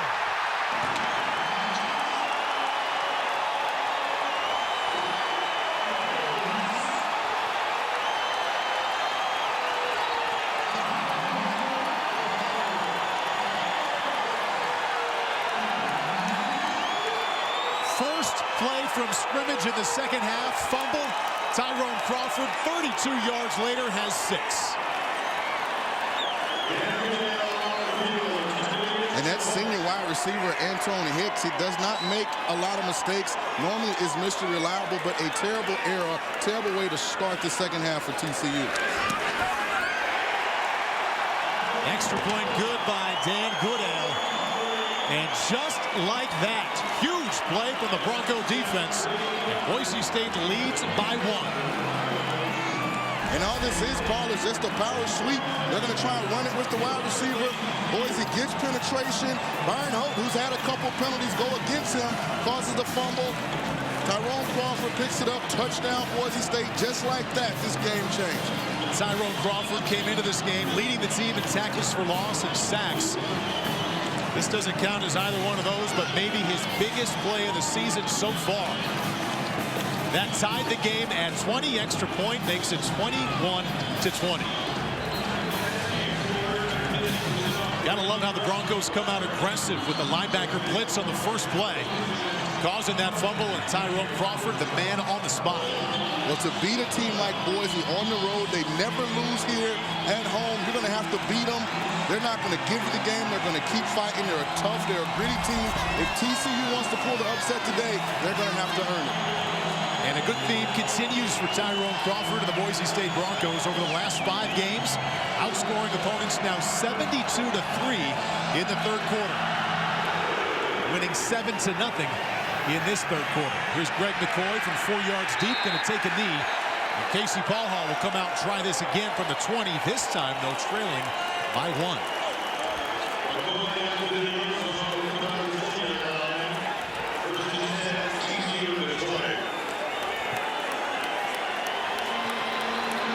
You'd certainly guess at the last words out of Chris Peterson's mouth in the locker room, where we're going to reestablish momentum. You referenced the blitz call on the first play from scrimmage of the third quarter, Paul. Boise State, not a big blitz team, using the secondary much more in that package today. The pendulum of momentum is swung here, and Bronco Stadium's alive. No flag on the play. Please reset the game clock to 25 seconds. And we'll see if the TCU offense can lean a little bit more on the run game. In that first half, 286 passing yards and only 12 rushing yards. Coming into this one, only 32 yards separated the rush and the pass for the entire season. But pass heavy in the first. Back to the run. And Wesley right down to the turf. Jonathan Brown from his nickel spot for a loss of 3. And this is one of the negatives and downfalls of having a young quarterback. This play has absolutely no chance of being successful. Boise has 9 guys in the box. When they give you that look defensively, you're going to have to check out of it and throw the football. You're not going to run it when they have all those guys in the box. Horned Frogs run 2 plays of offense here in the third quarter. One, a fumble that led to a touchdown from Tyrone Crawford from 32 yards out. The other, a loss of 3. Ball to his right, incomplete. And it'll be third down 13. The interior of the offensive line from TCU continuing to struggle now. And remember, Billy Wynn has yet to enter the game. But Mike Atkinson, Chase Baker, these guys are applying pressure on the pocket. And when you get it right in your face, you can speak to this, Sean. It's so different when you get that pressure coming right in your face immediately at the snap of the football. You know, Anthony, the pressure never bothered me. As he says with a smile. Third and 13. Screen pass to Raymond James. Breaks a tackle, and that'll be a TCU first down. What a play call. And love the acceleration from James there at the end of that run for a gain of 22. You mentioned it, Paul. That's a great play call. Third and long. Anthony alluded to it. That front has been getting up the field. The best way to negate those defensive linemen from coming up the field is to slip that little slow screen to your tailback right behind him. Good job by TCU. Raymond James with the 8.5-yard per attempt. On the ground coming into this one. That's a huge pass play to set up 1st and 10. Boise State defense in the backfield once again. Chase Baker leading the way. Just a gain of 1. TCU, that offensive front, Paul, has done a good job of pass protecting, but they have been dominated in the run game. They've been able to get nothing going. They're not getting any movement. They're being out-physical right now up front. I know Gary Patterson has to be disappointed in that. In that first half, Sean, 13 carries for only 12 yards. Keep in mind it would have been a little bit more. They lost 21 on that recovered fumble, but still, your point is right on. Boise State defense shutting down this run game so far. Fakes to Wesley, keeps it himself. Fumble! And Wesley comes back up with it in a roundabout kind of way. Got the third player to have his hands on the football in that play. And this is just bad ball security. Casey Paul has to know, as a quarterback, when you get up and things are tight, you have to make sure you secure that football. Good job by Ed Wesley of paying attention and regaining possession for the TCU Horned Frogs. And Tyrone Crawford, just moments after scoring the 32-yard touchdown on the fumble recovery, causes that fumble. TCU recovers and now facing 3rd down and 8. 4 out of 6 converting 3rd down in the first half. Ball haul to Boyce, incomplete. And that's the point of the field there where the shadow meets the daylight. It looks like maybe he didn't pick that up till it got right to him. Looks like he lost sight of the football because he's open and Casey makes a good throw. Actually fits the ball in a tight window. Very accurate throw. It's actually deflected by the Boise defender, and that's what caused the confusion for Josh Boyce. Hanson Kelton on to punt. Chris Potter back deep to receive. From his own 24. Chris Potter. He is struck by Greg Burks. Big special teams hit. Bronco offense. On offense for the very first time in the second half. The defense already scored a touchdown. We'll see if Kellen Moore can do the same with Boise State leading by 1.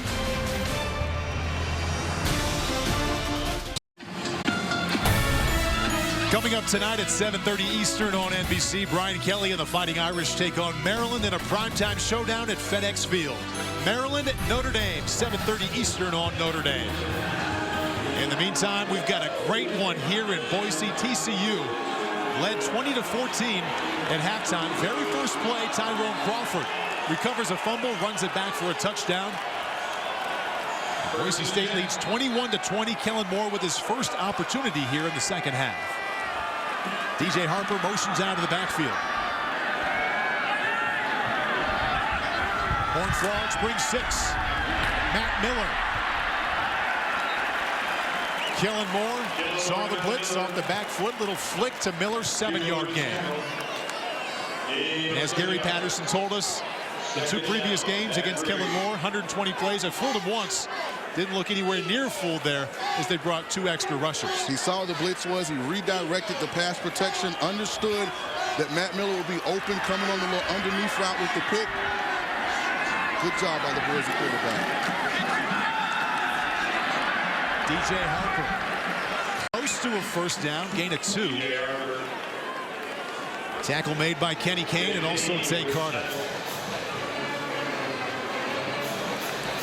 I had Tank Carter described to me in a pretty interesting way a little earlier this season, Sean. Someone who watches film for a living said, you know, he's not a great athlete, but he's so instinctive on film, he looks athletic. He does, and he does a good job of finding the football. They talk about in this cliche, linebackers having a nose for the ball. He fits that bill. 3rd down and 1. DJ Harper gets that one and then some.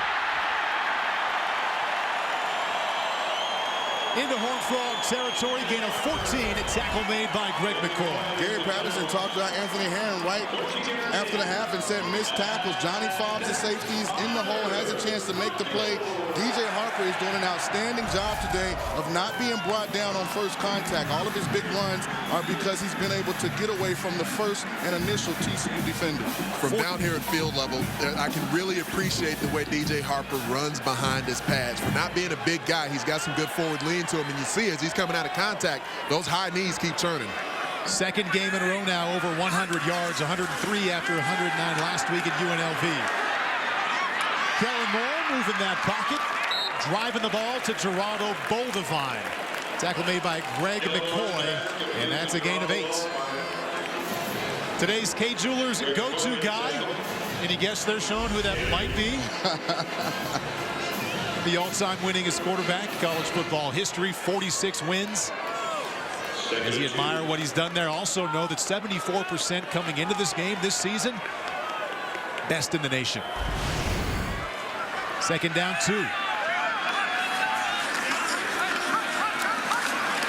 Harper off the right side, nothing going, and the TCU defense there strong. Loss of 1. Anthony, I want to come right back to you. And you just described DJ Harper in a way I hear running backs described a lot. I'd like to hear you take it and run with it. He runs well behind his pads. What exactly does that mean? Especially for a guy with a low center of gravity. He's in that 5'8", 5'9" range. To have that forward lean as a ball carrier, where anytime you make contact with a tackler, you're going to go forward because you've got that forward lean, because you're running behind your pads, as they say. That's what you like to see from a guy of his stature. He is the lone running back in the backfield with Kellen Moore to his right. On 3rd and 4. Jason Verrett there with a tight coverage, sneaks a hand in there, no flag down. Good piece of defense there by the sophomore corner. I'm enjoying the chess match right now between Stanley Mapunga and Charles Leno Jr. on the left edge. You're going to see some power coming, and Mapunga's only about 260 pounds, but it's a change-up again, and Kellen Moore can't quite step into the pass in the way that he wants to, has to flick it sidearm. And Boise State right now facing 4th down and 4, going to go for it on this day, 1 for 1 on 4th down.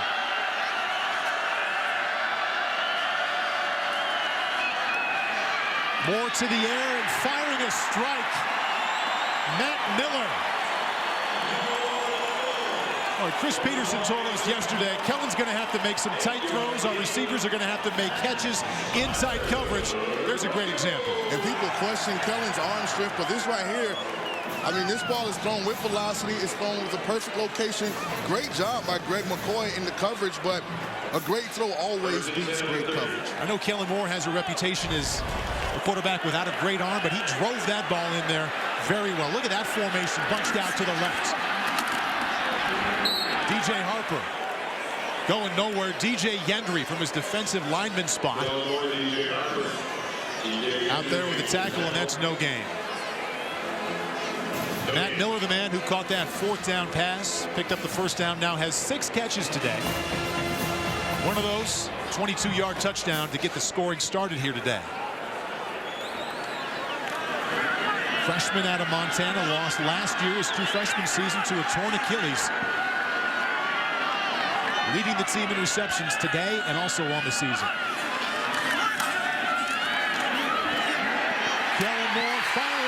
backfield, Geraldo Boldevine. Had to slow himself down a bit, but he was so wide open it didn't matter. Kellen Moore, Geraldo Boldevine, 27 yards. And Kellen had his choice. There were two Boise wide receivers in the vicinity, and they were both open. Geraldo Boldevine is a guy that's a different body type than all the rest of these wide receivers. They've really been waiting for him to develop and become a significant part of this offense. We may be seeing that today. First down and goal. DJ Harper, the tailback behind Moore. Harper with the ball. And Harper with a touchdown.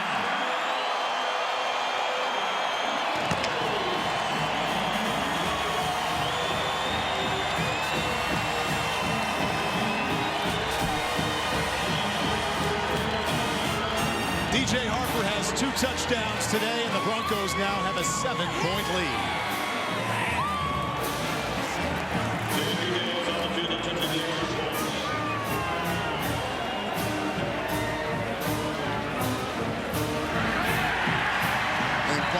Just old-fashioned, hard-nosed football. That's the power play. That's lining up. That's saying our guys are tougher. They're better than your guys. DJ Harper is having an outstanding performance as he fills in for Boise's normal starting running back, Doug Martin. You see, this is downhill football at its best. Kellen Moore, 5 out of 6 on the drive. A drive that ends with a DJ Harper touchdown. It's 28-20.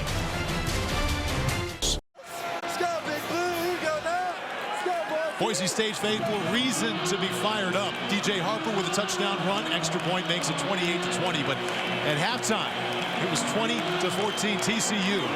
Defensive touchdown, rushing touchdown, and Boise State back in control. And Paul, that's what good teams do. Good teams play 4 quarters.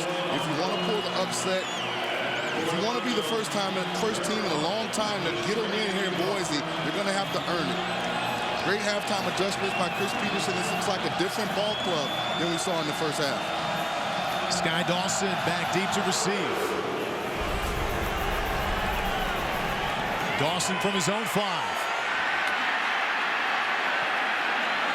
2 penalty markers down on the near side of the field.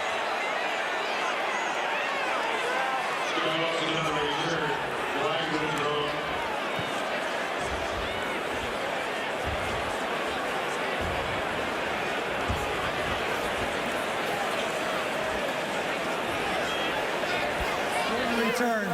Legal hands to the face, receiving team number 40. 15-yard penalty. First down. And number 40 is Greg Burks, linebacker for Gary Patterson's Horned Frogs. So this will be TCU's 3rd possession here in the second half. Very first play, fumble. Tyrone Crawford scoops it up, goes 32 yards for the score. And you got to think the TCU or the Boise State defense, number 1 in the Mountain West Conference scoring D, number 1 total D, had that pride hurt in the first half. 3 long touchdowns from Casey Paul. Got to think they were challenged in a big way at halftime, and so far they've responded. Here they are now leading by 8.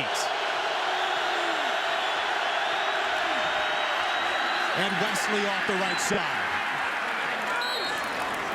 Hightower there. Byron Hout there, gain of 6.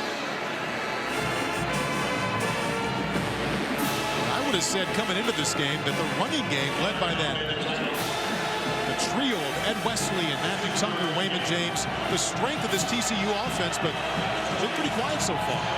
And I think for them to have a chance in the second half to put some points up, they're going to have to establish this running game. Good run by Ed Wesley. Second down 4. Paul Hall going to keep it himself. Can't get to the outside. Hunter White, the nickelback, throws him for a loss of 2. And evaluating this TCU offense on film, this is one of the components that I disagree with Gary Patterson and his staff. Casey Paul is not an elusive runner that can make people miss. I don't know why they designed quarterback runs for him. Throw the football, if things break down, he's better making things up and creating plays with his feet. And Sean, he's been awfully good on 3rd down here today. 5 out of 8 Horned Frogs have converted 5 of 8 third down situations into first downs. Josh Boyce underthrown and interfered with. 1, 2, 3 penalty markers come raining in. Lee Hightower is number 29. Pass interference on a defense number 29. 15-yard penalty. First. And if you're TCU, I know you want to establish the run, but Lee Hightower is a safety for Boise State. There's no way that he can line up and cover Josh Boyce one-on-one. This is a huge matchup advantage. Josh does a good job of trying to come back to the football, and that's going to be defensive pass interference every time. Lee Hightower, a freshman, playing mostly because prowess on special teams, but playing as a defensive back here today. And in Lee's defense, he's a safety. He's not a corner, so he's being asked to do something that he normally does not have to do. Casey Paul, 307 yards passing already. Look at that pocket. Stepping in, and Josh Boyce, Wayman James, number 32. Well, at least he caught it, Sean. Gain of 36. And tremendous job by the TCU offensive line. If you're going to see, this is as clean as it gets. This is almost like routes on air. Very disappointed, actually, in Casey on this throw. If he makes that an easier throw, that's a touchdown for Wayman James. Casey Paul said, Wayman James against linebacker Byron Howard will take that every single time. Wayman James now back to the running game, picks up 3 yards. And this is the dilemma Boise has defensively. Chris Peterson would like to bring more pressure, would like to play a lot more man-to-man, but they're down corners. They can't match up. So the opposite is only rush 3, but now Casey has a lot of time to sit back and really find the open wide receiver. TCU offensive line doing a nice job of keeping Casey Paul upright, giving him plenty of time to find those open receivers. And Billy Wynn has reported into the game, guys. He's got the left 3 technique over the right guard. Paul steps and fires, overthrows, could have been a flag, no flag at all. Josh Boyce would like one, but that's just an incomplete pass. They talked to us about the foot injury that Billy Wynn had suffered. It's the first time I've seen him consecutive snaps in the ball game today.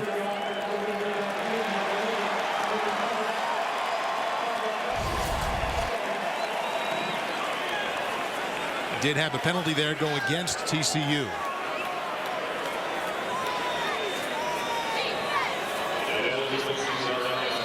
Ineligible receiver downfield on TCU, and it'll now be second down 12. And we're seeing a lot of these now. Second and long, third and long, behind the chains. Casey Paul Hall's performed well today, but this puts a lot of pressure on a quarterback still learning the game. Watch Wayman James out the backfield. He's matched up with Byron Hope one-on-one. James stays in the block, and Paul Hall fires a strike. Brandon Carter, the freshman wide receiver, for a gain of 16. This was a very impressive throw by the sophomore quarterback.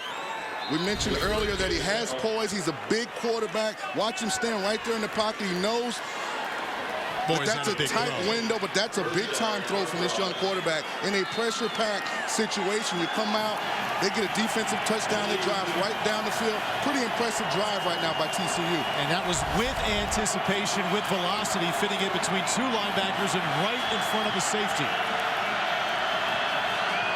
Leads the first down and 10 from the 18. The Horned Frogs trying to come back after leading 20-14 at halftime. This is Matthew Tucker trying to cut it back.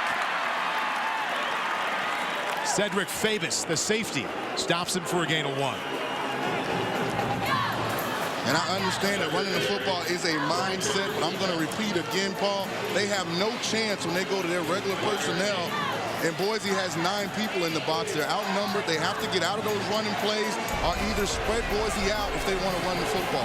9 people in the box. I wonder, Casey Paul Hall playing well, but just a sophomore, if he has enough trust to get the green light to check out of that into a pass down the sideline. Second down 9. Linebacker blitz. Paul Hall rolling to his right and firing to Luke Shivers, the fullback. Horned Frog first down. Luke Shivers is a converted linebacker, came to TCU on the defensive side of the ball. They asked him to move the football, move to fullback. He doesn't get it a lot, but when he gets it, he does things with it. 12 touchdowns on only 28 career receptions.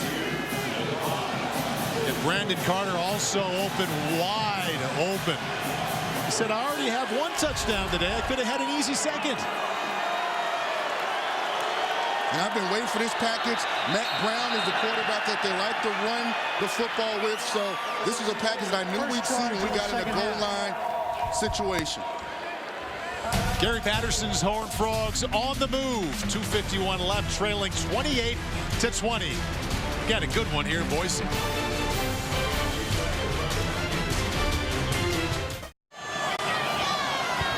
TCU Horned Frogs, after leading 20-14, trailing 28-20. It was a 6-point deficit at halftime. Casey Paul Hall has the Horned Frogs on the move now on the 5-yard line. It'll be first down from the 5. Paul Hall on this drive, 3 out of 3, 63 yards. First time in the red zone today. It's been a big play scoring attack for TCU so far. 3 touchdown passes, all over 69 yards. 74 and 69 to Josh Boise, and 75 to the true freshman Brandon Carter.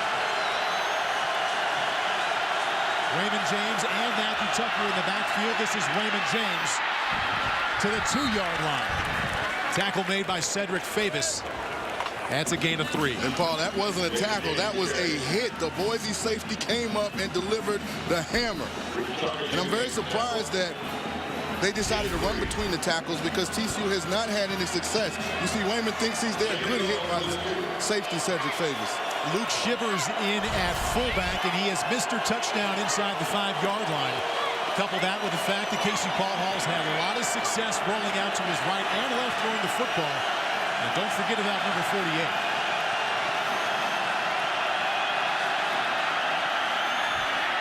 Off his back foot. Josh Boyce, did he catch it? Yes, he did.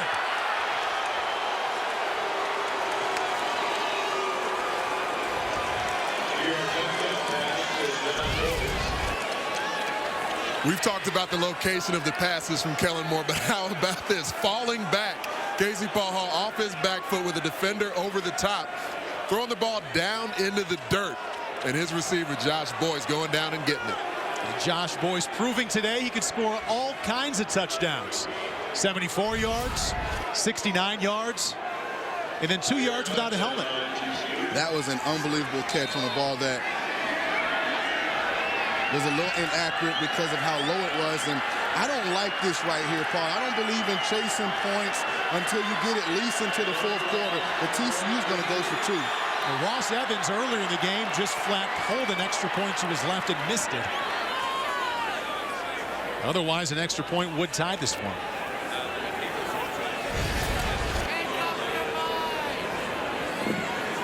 Take a close look at this catch. Did he actually catch the ball? Excuse me, the play clock to 25 seconds. TCU's requested on the 2-point try to put the ball in the middle, which they are allowed to do. He is ruled a touchdown catch from Paul Hall to Boyce. And we proceed with the 2-point attempt. I just think it's too early in the game to be trying to go for 2. It's the 3rd quarter. I just kicked the extra point. Casey Paul Hall can keep it himself, but can he get there? Just barely. Casey Paul Hall in for 2. That could potentially be worth a second look there, Sean. It's very close, but good job by Casey Paul Hall of understanding where that goal line was and reaching the football out. I still disagree with the call. And I was standing right behind Ross Evans, Sean. He was ready. A little Horned Frog kicker. He wanted to get on the field. This is where being 6'5" helps. You say that like you're envious, Sean. I am. He's able to extend that football. If I would have done that at 6 foot, I would have ended up somewhere on the 2-yard line. You might have been a little bit faster, though. I had a better haircut. Two-lane didn't fit the side of your head, huh? We are all tied at 28. 2:01 left in the 3rd quarter.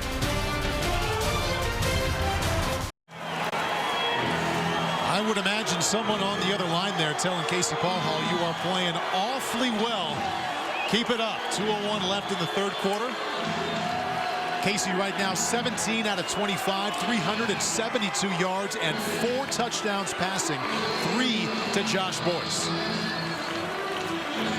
Yeah, he's been very dynamic today. You know, this is the kind of game that can catapult a player that's young like Casey, who's just been good, not great, into becoming the next superstar at the position for TCU.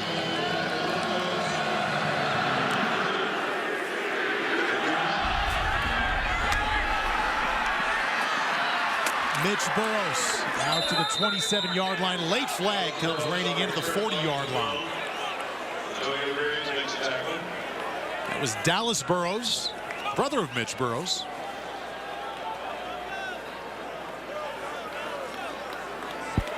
During the return, holding receiving team number 24. 10-yard penalty. First down. And Paul, you talk about an impressive drive. Casey Paul Hall, the sophomore quarterback, just really engineered a really good drive. He understood the matchup, had an advantage with his wide receiver, threw a catchable ball. Now watch you on the touchdown, kind of falls off balance a little bit. You don't like to see that, but gets the job done. Wide receiver Josh Boyce bails him out. And then Casey Paul Hall, as Sean pointed out, using all of that 6'5" body to get in for the 2-point conversion, and we are all tied at 28. DJ Harper going nowhere. Devin Johnson up from his safety spot, gain of 2. Johnny Fobbs also there with the tackle. And Paul, TCU is really starting to commit those safeties to help in the run game. I'm sure sometime very shortly, Kellen Moore is going to fake that handoff to DJ Harper and try and get over the top of this TCU defense with one of his wideouts. DJ Harper, 17 carries, 110 yards, and a couple of rushing touchdowns. Filling in very well for Doug Martin, the second leading rusher in the conference, who's out with a foot injury. This is Matt Miller. Number 2 against number 2. Miller with the catch, and then Jason Verrett with the tackle. Gain of 8.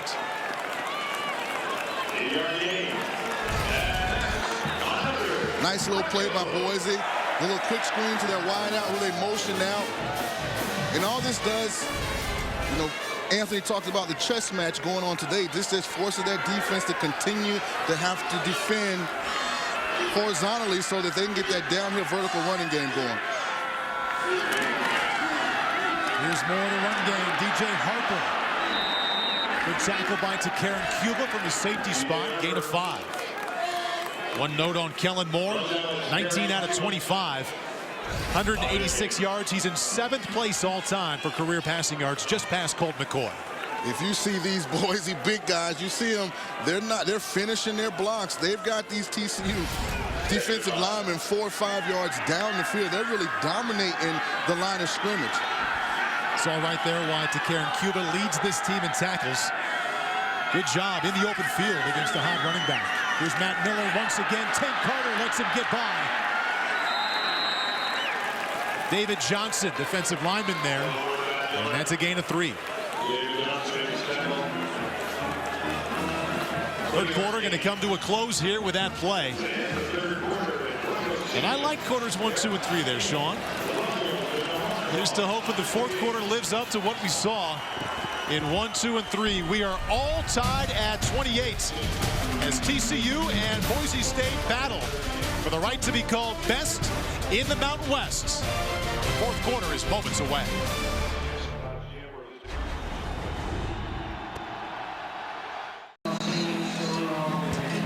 And this is unusual territory for Boise State head coach Chris Peterson heading into the fourth quarter, tied at 28. Great game, but doesn't happen much. Boise State's last regular season home loss, September of 2001. Washington State jumped out to a 28-6 halftime lead. Then in the second half, Rowan Smith picking off Ryan Dinwiddie, 54-yard pick six. And Washington State goes on to win 41-20. Now the last home loss, December of 05 against Matt Ryan and Boston College in the NPC Computers Bowl. That was 27-21. Boise State 35 consecutive victories at home. What a game we have going into the fourth quarter, all tied at 28. And this fourth quarter has got to be Kellen Moore time. See Kellen smiling there before the first play of the fourth quarter. Here comes the blitz. Going back across his body, late flag in.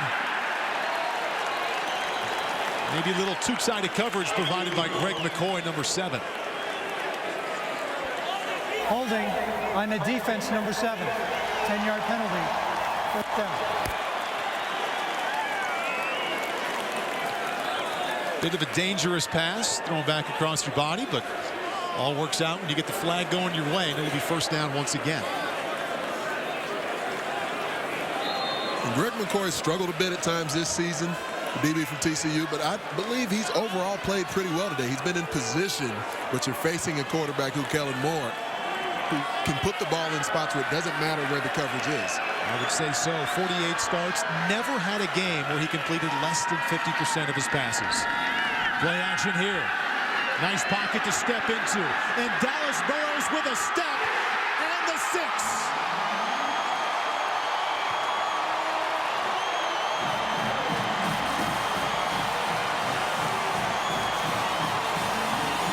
I mentioned it earlier, Paul. I told you those TCU safeties were getting really involved in the first down running game of Boise State. That play action pass was coming. Anthony just talked about how Greg McCoy has improved defending the deep ball. Didn't do a good job that time. Lost track of the football and of the wide receiver. Dan Goodale on to make it a 7-point Boise State lead. And the Broncos lead 35-28. Kellen Moore says to Casey Paul Hall, "You're not the only quarterback who can strike from long range." Good pocket and the launch. Anthony just pointed out he can put it right where he wants to put it. How about between the 8 and the 1 for a huge Boise State touchdown? The Broncos by 7.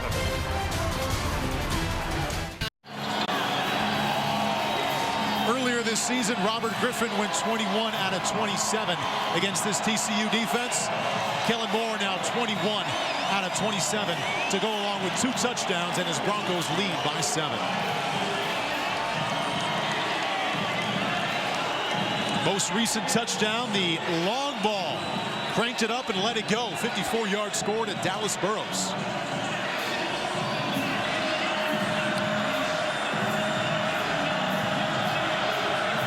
Now we get to watch Casey Paul Hall and the TCU offense play from behind.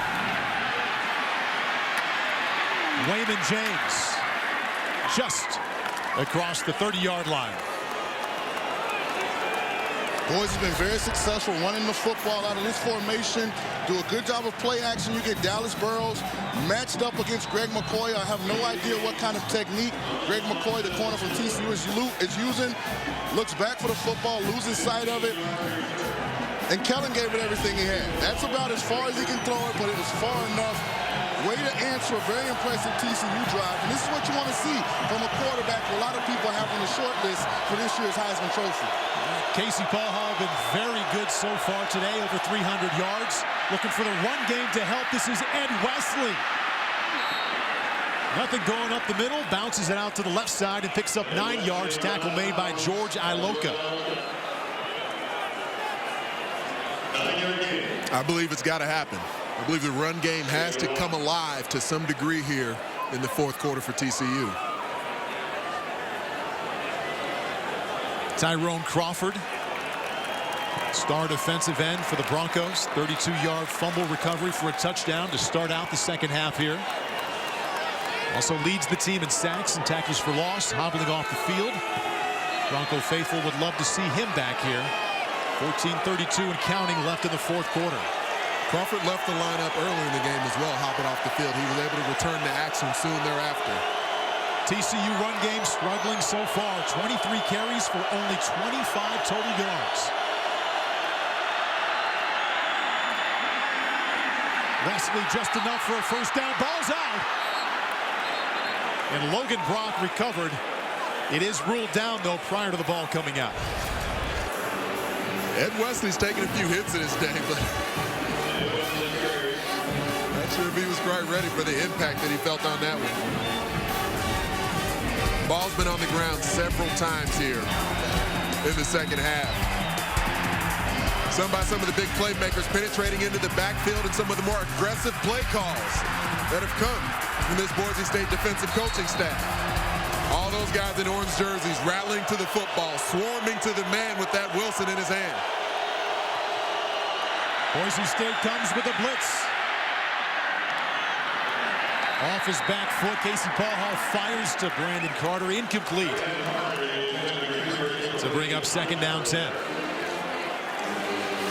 Pete Kwiatkowski called that corner cat that he got burned on earlier. He went back to it. This time, TCU did not do a good job of preventing the penetration.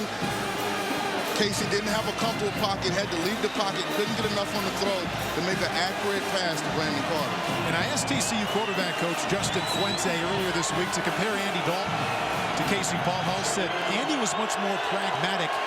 Casey more of a natural passer. Don't trust him enough yet, or as much as I trusted Andy Dalton, but off to a heck of a start earning that trust.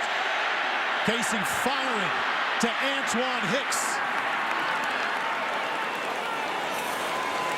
You put it on your receiver that far downfield on his numbers, people start to trust you. And this is a very impressive throw. Shea McClellan hits Casey just as he releases the football. But that's as good as you can throw that inside seam route to that wide receiver. 25-yard gain. Paul Hall to Hicks. Back to the running game. And again, the Boise State defense there to stop it, gain of 2. I'll tell you what, guys, this is as good as advertised down here at field level. You referenced Shea McClellan on that last snap. Beats 2 people. Running back tried to chip him. A young quarterback like Casey Paul standing in the pocket, delivering the football. Coverage from young safeties here from Boise in the game. Every bit of drama we could have hoped for is taking place in Bronco Stadium. Second down 8. Ed Wesley motions out of the backfield. Ball start on the offense, number 78. 5-yard penalty. I know. Number 78 for the Horned Frogs, Robert Deck. Just a couple of weeks prior to camp, he was a tight end. Moved him to left tackle, didn't work there, moved him back to the right side, and he's found a home. That's TCU's 9th penalty this afternoon. He actually came to TCU, Paul, as a walk-on. Faking the option, popping back up, wants to fire, does so to Ed Wesley. Intercepted. Lee Hightower.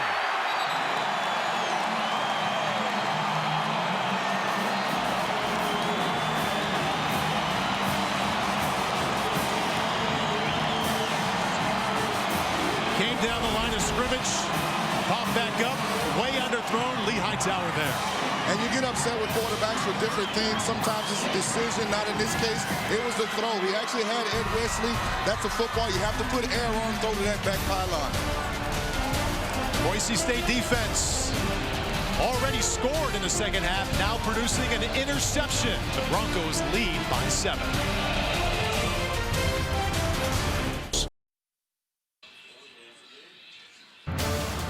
College football on Versus is presented by Foster's, Australian for beer. And by Geico. 15 minutes could save you 15% or more on car insurance. Visit geico.com for a free rate quote. And by the Capital One Venture Card. What's in your wallet?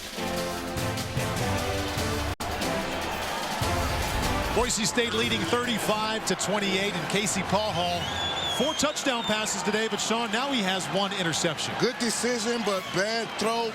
Young quarterbacks don't understand you have to have different trajectory with different throws. This is a finesse pass. If thrown to the back of the end zone, would have been a touchdown for TCU. Boise State back to the run game. DJ Harper fighting to get his way back to the line of scrimmage. Loss of 1, tackle made by Ross Forrest. Casey Paul ought to have confidence in spite of that last interception. 397 yards today, 4 touchdowns. And he'll learn off of that. That's one of those throws you rep it in practice and you throw it a certain way because you get a coverage. You have to be able to adjust on game day if it's a different look. Second down 11 now. DJ Harper, the lone running back. And the only man with the ball. Doesn't get to the 15. Ross Forrest there. Johnny Fobbs there. Gain of 5.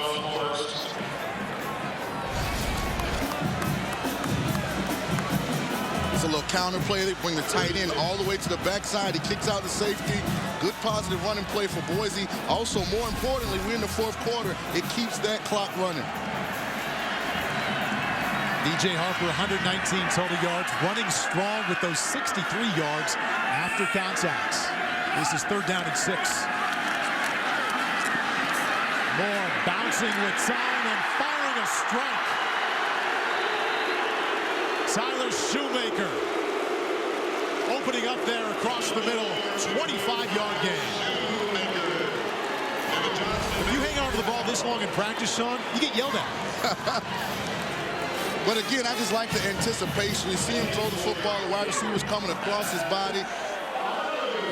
You know, some NFL team is going to fall in love with Kellen Moore. Physically, he may not be what you're looking for ideally, but he makes plays. He wins football game.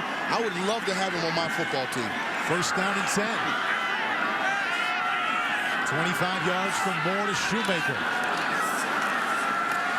DJ Harper brought down by Tank Carter at the 41-yard line, gain of 3. Now, I'm going to follow up on that, Sean. You said you'd love to have him on your team to the tune of a 2nd or 3rd round pick, or would you love to have him much later? Well, I think when you look at Kellen Moore, I think he's, for me, I'd be more comfortable with a 4th or 5th round pick on him. I don't have as big of an investment, which works in his favor, because now I can be more patient. I can really give him an opportunity to learn the game. We can develop him in our weight program. He doesn't have that 20-hour confinement on him. He can really just immerse himself in the National Football League and the playing quarterback position. 2 touchdown passes today, now 22 consecutive games with multiple touchdown passes.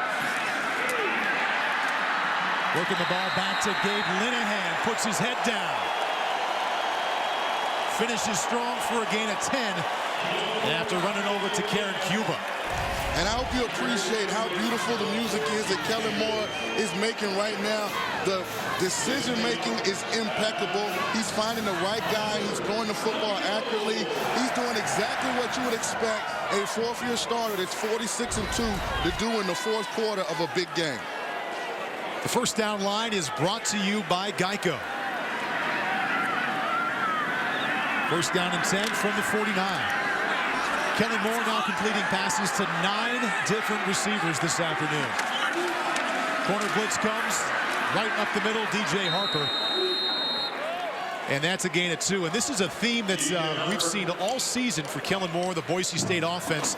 Important because they lose Austin Pettis. They lose Titus Young. 2 leading receivers in the history of this school, both going to the National Football League.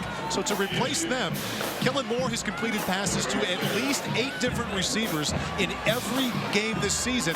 And today he's hit 9.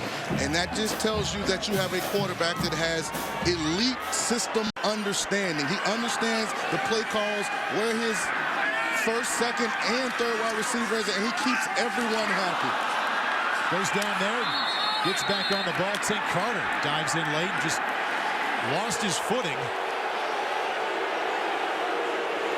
And Tank Carter very lucky, yeah, that he wasn't given an unnecessary roughness penalty.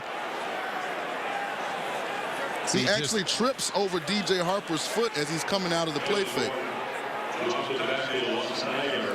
His feet are going to get tangled up with DJ Harper right there. And the ball was exposed for a while there. Very easy to make a case. Tank Carter initially leaving his feet, going for the fumble recovery, turning away from the quarterback. Might have hit him a little bit. 3rd down and 20 now. Moore stepping up to DJ Harper. Tank Carter there to make the tackle. That's a gain of 10, and it'll bring up 4th and 10. And that's a successful drive for Boise. Even they did not get any points. They took about 6 minutes off the clock. They're going to pin TCU up back. Chris Peterson fully expects that this senior-laden defense can rise to the occasion and prevent TCU from scoring anymore today. And that 10-yard gain, in addition to keeping the clock moving, puts Brad Elkin in great position. As I pointed out earlier, 60% of his punts have been down inside the 20, and this is perfect here from the 49-yard line. And that's not his best work. Little half roll to the right and a shank to the right.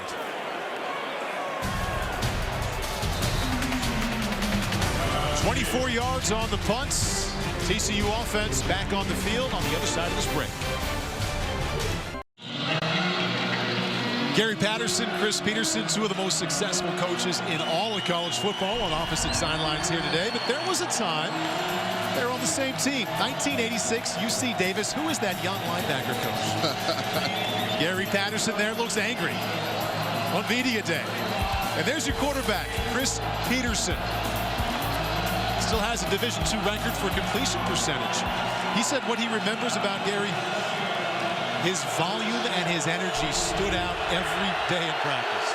Which was different from the environment they had at UC Davis at the time. Jason Paul Hall to Ed Wesley. And that's a gain of 3. Go ahead and finish that thought, Sean. They had a unique atmosphere at UC Davis at the time. Coaches didn't wear whistles. There was not a lot of yelling going on. And in walks Gary Patterson, and he's a polar opposite. 6:35 and counting now, 35-28. The only two teams without a loss in the Mountain West Conference battling just as we knew they would. Second down, 7. And Wesley to the left side. George Iloka there, Jarrell Root as well, and that's a gain of 4.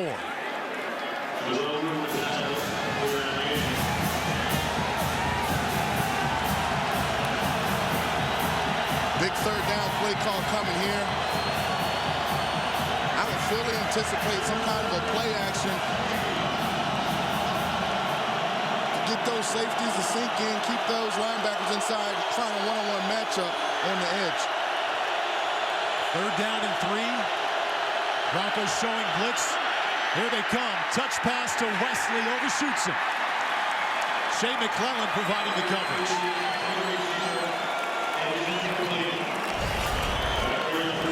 Great play call by Boise State. They brought what you call an all-out blitz. Had no safety in the middle of the field, manned up across the board. TCU actually had a good play call, but not enough time for the play to develop. Myron Hout there, providing the pressure to Casey Paul Hall. Normally, when you get a running back against a defensive end, it's advantage offense, but Shea McClellan, nice job of staying with him. This is Chris Potter.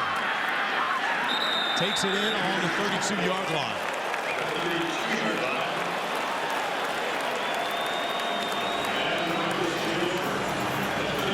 The Horned Frog down right now is Greg Burks, a linebacker out of Houston, Texas.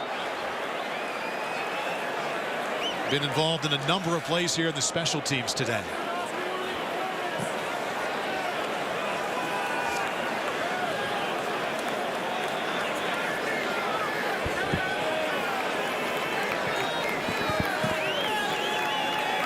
So Boise will have the ball, 5:37 left, leading 35-28. And in really the position you want to be. You want to be able to go to the running game in a position like this. DJ Harper filling in for starting running back Doug Martin. 22 carries, 124 yards, and 2 touchdowns. So you've got a senior quarterback you trust with the football, and a veteran running back playing very well today.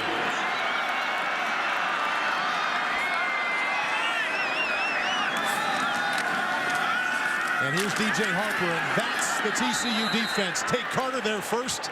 Stanley Mapunga also in for a loss of 1. And that's what you call a run dog right there. Very rarely do TCU linebackers shoot the gap. Tate Carter's going to shoot the gap and get him a tackle for a loss. Generally, their linebackers are like to scrape and make plays down the line of scrimmage. Tate Carter struggled at different points early in the season, coming back from a couple of shoulder injuries. Broke his hand at one point just before midseason. Gary Patterson feels like he's just starting to physically round back into form and return to being the player we know. Second down, 12. Frogs bring 4. Time for more. Fires complete to Chris Potter. Gain of 6. Tackle made by Jason Verrett. Third down and 6 here, Sean. You got the lead. You got a hot back. You go in running game. You're going to let Kellen throw. Well, you have a Heisman Trophy candidate at quarterback. And I don't think Chris Peterson thinks that this game is over by any stretch. You put the ball in the hands of 11. You trust that he's going to make a good decision, and hopefully you pick up the first down in the process. Bigger question is how you defend him. Do you bring additional pressure on Kellen Moore? Yes, they do. That fifth defender is Tank Carter, and that is a wide open Kyle Leafall. Kellen Moore recognizes the blitz and a wide open side end for a gain of 15. And it's really the subtle things that go unnoticed. I want you to see, watch how he gets depth. He understands that they have one more than they can block, but he also understands that he'll have his tight end if he can buy enough time wide open in the flat. Like the way he manages a football game is just unbelievable for a college quarterback. And Kyle Leafall made a play in a game situation very similar to that when these two teams met in the Fiesta Bowl. It was a fake punt in that situation, but late in the game as they were trying to ice it, Kyle Leafall, who ended up being the Fiesta Bowl MVP, made a 29-yard reception. Back to the ground game. Here's DJ Harper.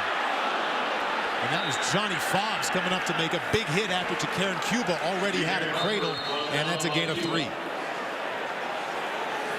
Cuba slow to get up, jogging off the field.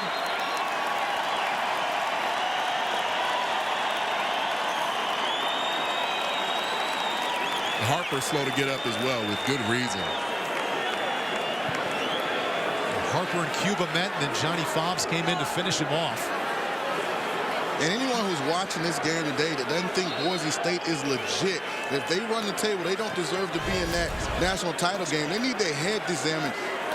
This is a TCU team that's full of athletes, is playing very good, and Boise's doing this without their leading rusher and Doug Martin and their best defensive lineman in Billy Wynn.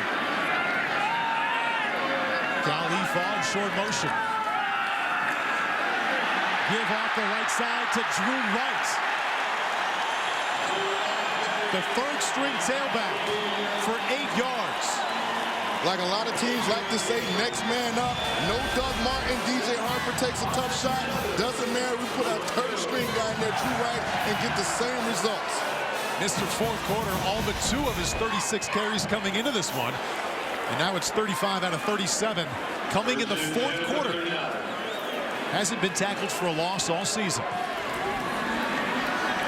Walk-on tailback. Drew Wright still hasn't earned a scholarship yet on this football team. Finally getting his opportunity. They call him the closer here in Boise. Here comes the TCU blitz, and here's more Drew Wright. Skipping his way down to the 34-yard line. Tackle made by the All-American Tank Carter after a gain of 4. And this is very impressive, Paul. This is what you call the 4-minute drill. Very few teams can do this where you line up, you say we're going to run the football, play power football, eat up the rest of the clock. We have timeout on the field, and the Boise State Broncos have a 7-point lead over TCU.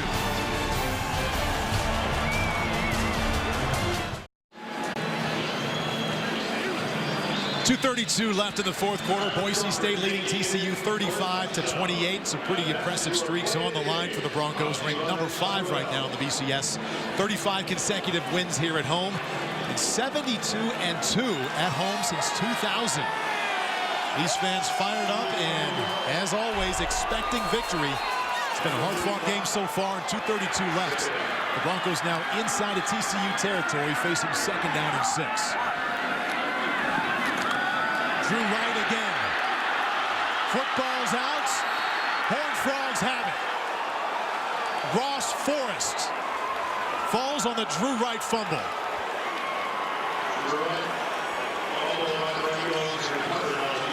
Drew Wright in for the banged-up DJ Harper and puts the ball on the ground.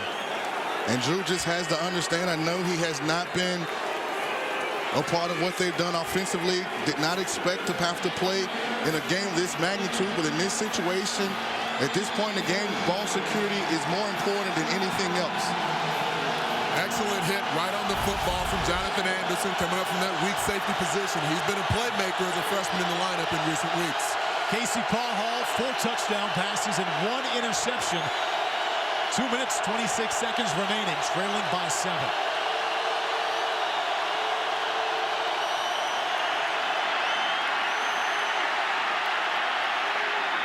Fires that one away. Bring up 2nd down 10. Paul Hall now 19 out of 31 for 400 yards to go along with the 4 TDs and 1 pick. Couldn't have asked any more out of his pass protection on that snap. He They moved the pocket ever so slightly afterwards after the protection started to break down, but great coverage in the secondary from Boise. Broncos only with 3 down linemen.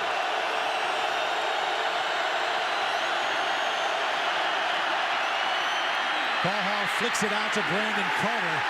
Byron Hout there to knock him back. Gain of 3.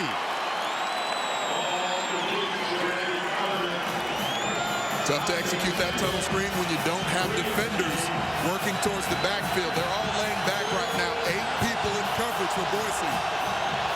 3rd down and 6. Paul Hall stepping in and firing complete. Antoine Hicks, gain of 14. Great throw, great play call.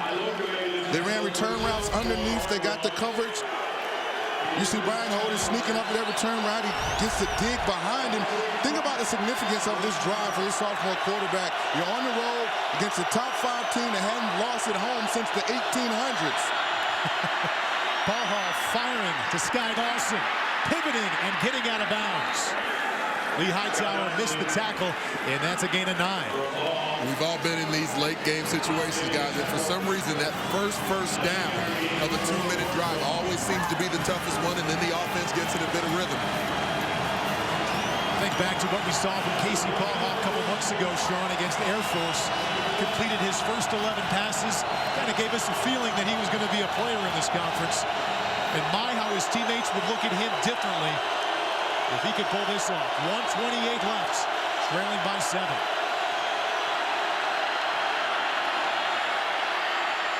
Working the underneath stuff again and again, a completion. Jonathan Jones, not only with the catch, broken tackles and the sprint down the left side for 21. And that's a big catch by Jonathan Jones. His dad, Paul Jones, was a 3-year letterman at defensive U for TCU. So I know if he's back home in Dallas, they're very proud of his son. Jonathan coming into this game with only 6 catches for 41 yards. So that by far the biggest play of his season. 1:19 left.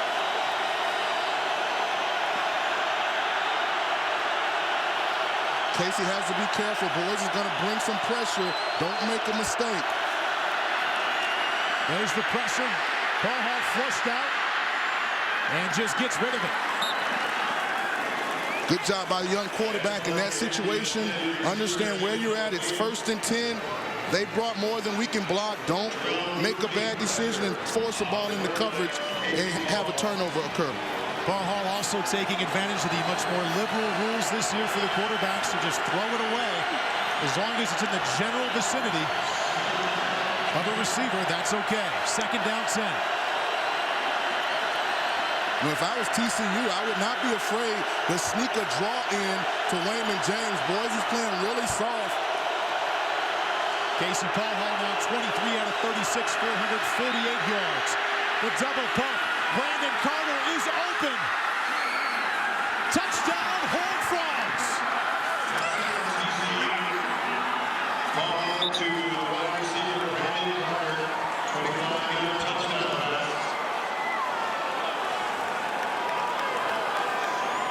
Impressive drive by the sophomore quarterback, Casey Paul Hall. And this is a big-time get for TCU. Brandon Carter was a 4-star recruit. They out-recruited Texas, Oklahoma, all the Big 12 schools to get him here, and that shows you why. Very talented young man. Brandon Carter already had the long touchdown earlier today of 75 yards. And this is the same route he scored on earlier, Paul. He ran that slant and go again.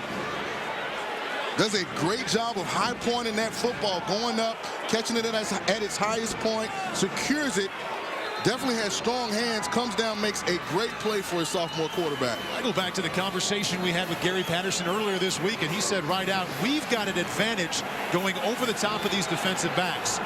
Touchdown passes of 75, 74, 69, and now 25.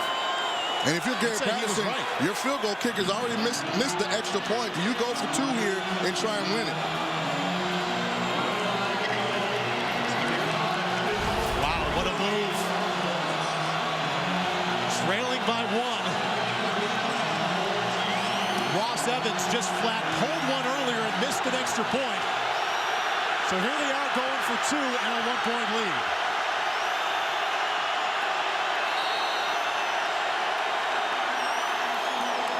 So third and final, the second half, 30-second timeout. So a huge reason why Gary Patterson going for 2 here instead of the 1. We mentioned that Ross Evans earlier today didn't have an extra point blocked. He just flat out missed it. Pulls it to his left. Not even close, and perhaps that on the mind of Gary Patterson. Instead of going for the tie at 35, going for the 2 and a 1-point lead. And I don't know if Gary believes in omens. And setting this up, Drew Wright, third string tailback, puts the ball on the turf. Big hit by Jonathan Anderson, recovered by Ross Forrest. Casey Paul firing his 5th touchdown pass of the afternoon. Second to Brandon Carter to bring his team within 1. Now the 2-point conversion that would put them ahead by 1. And very interesting decision to have the football on the left hash. Rolling out and firing, Josh Boyce with the catch and the 2. TCU leads by 1.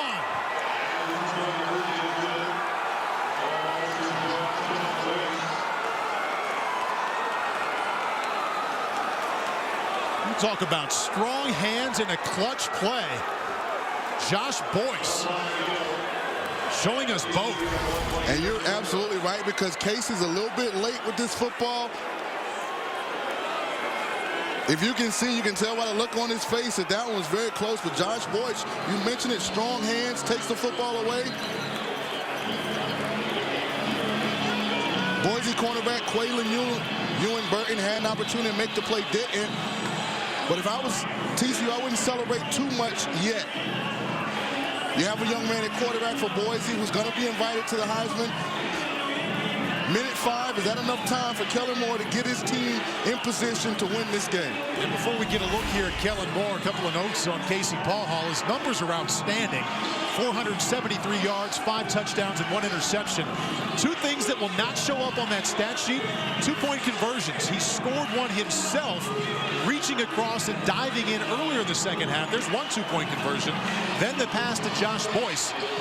So all the yards, over 400, the 5 touchdowns, and 2 successful 2-point conversions, and the Horned Frogs lead by 1. And guys, let me play dime store psychologist for a second here, because I don't believe Gary Patterson wouldn't have faith in Ross Evans at this point. His kicker is the leading point getter in Mountain West Conference history. I believe he thought Ross Evans could hit that extra point, even though he missed the earlier one in the ball game. I think that's about being on the road against the number 5 team in the country, wanting to close the show right now. Kellen Moore and the Bronco offense going to get a head start on this with 1:05 left as the ball is kicked out of bounds. Placed at the 40-yard line, first down. Kellen Moore will come out at the 40-yard line. As a coach, I mean, you're on the sideline, you're like, how does that happen? Now, if it does come down to a field goal attempt from Dan Goodale, he's only 3 out of 4 this season. His longest is 32, has not even attempted in the 40s. 1st and 10 from the 40. With time. Penalty flag is in as Moore was looking to hook up with Matt Miller. Jason Verrett with the coverage.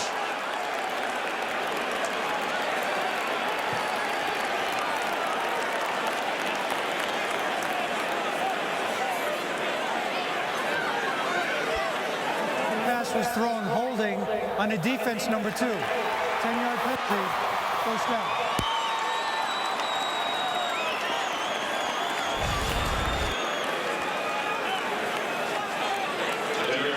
Jason Verrett there trying to keep up with Matt Miller, a little bit extra handle toward the end.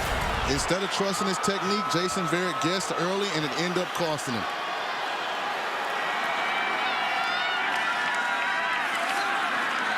Kellen Moore little bit of miscommunication or not being on the same page with Tyler Shoemaker. Left it way behind him. Kellen Moore's watching the defensive backs, the linebackers from TCU. They are squatting on everything right now, just as they did on the previous series where Boise had the football. So whether it's Greg McCoy or anyone else, they're going to have to, as you said, Sean, trust their technique, get in that back pedal, and not let anything behind you at this point. Dan Goodale just 2 out of 3. And this is where Stanley Mapunga, TCU's best defensive end, he needs to show up. You know they're throwing the football. Find a way to get some pressure on Kellen Moore. Kellen Moore let that one go way before Matt Miller came out of his break. Also threw it way over his head. Went away from the one-on-one pass rush, decided to finally come with a twist game. Looping around, Kellen Moore not able to step into that pass. Had to get rid of the football earlier than he wanted to. 3rd down and 10 now. 50 seconds remaining. 5 out of 11 Boise State today on 3rd down. Broncos also have 2 timeouts remaining.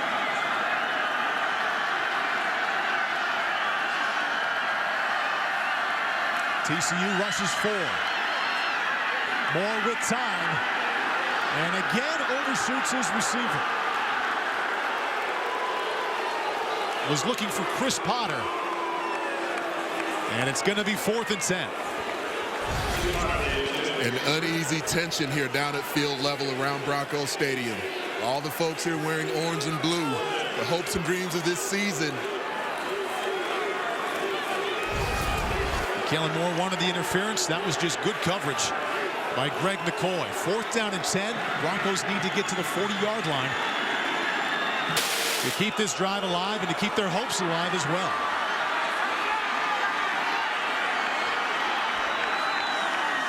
TCU rushes 4. Kellen Moore dodging defenders and firing incomplete. Red flag is in. Penalty marker on the 28.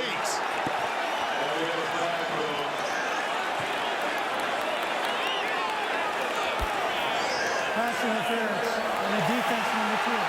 15-yard penalty. First down.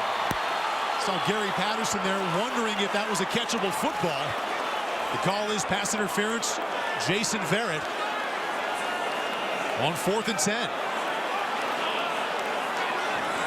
And the rush came again. Another twist stunt from TCU. Great job by Kellen Moore of ducking under the rusher. Extending the play. Oh, I don't know about that one. Hold on number 7, Greg McCoy. You hate to see a football game end with a controversial play, but that was not pass interference.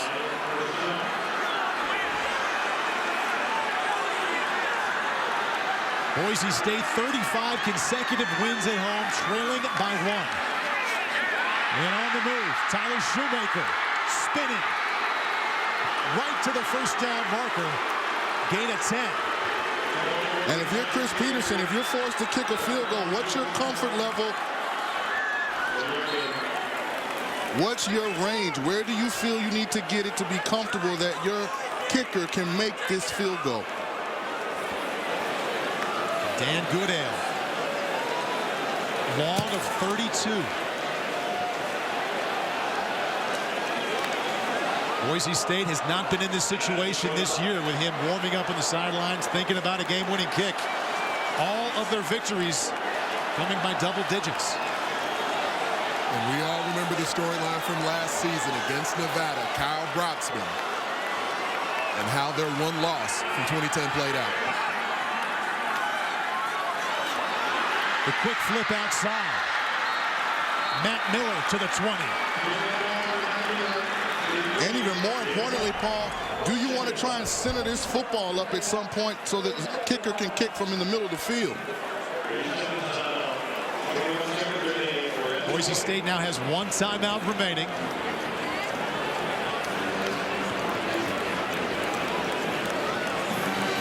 This drive stayed alive because on 4th and 10, Horned Frogs called for pass interference.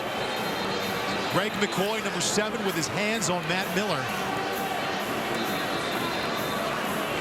Ball thrown over the head of Matt Miller, but the penalty flag came in. And not to be overly critical of the referee, but in that situation, if you aren't sure, I don't like that he throws that flag. Wasn't a lot of contact there. Didn't look like Greg McCoy was holding Matt Miller. And as big a question as any on that play is, was the football even catchable?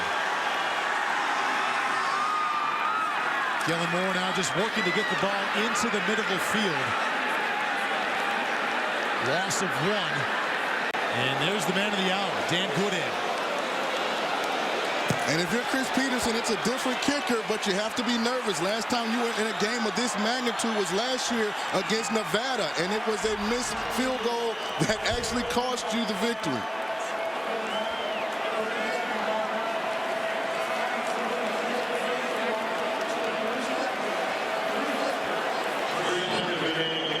Dan Goodale, this season, is long of 32.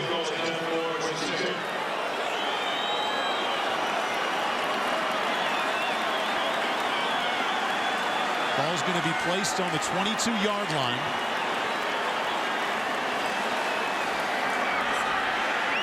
This is from 38. He's good from 31 and 32 so far this year. We call it 39 yards. Dan Goodale pushed it. Pushed to the right. And TCU wins 36-35. 35 consecutive wins at home for Boise State. In the rearview mirror, the Horned Frogs come up with the win.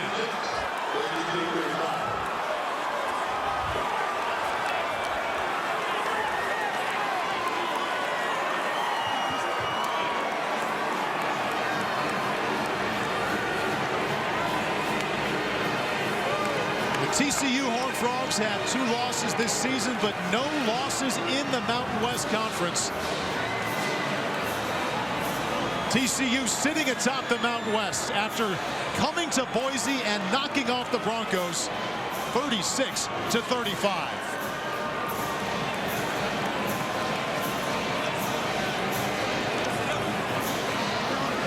TCU now 22 consecutive Mountain West Conference wins. Let's go down to Anthony Herron. And TCU coach Gary Patterson sharing a moment right now with Kellen Moore. Of course, one of the great quarterbacks that Gary Patterson has ever faced. And coach, I don't want to ever face him again.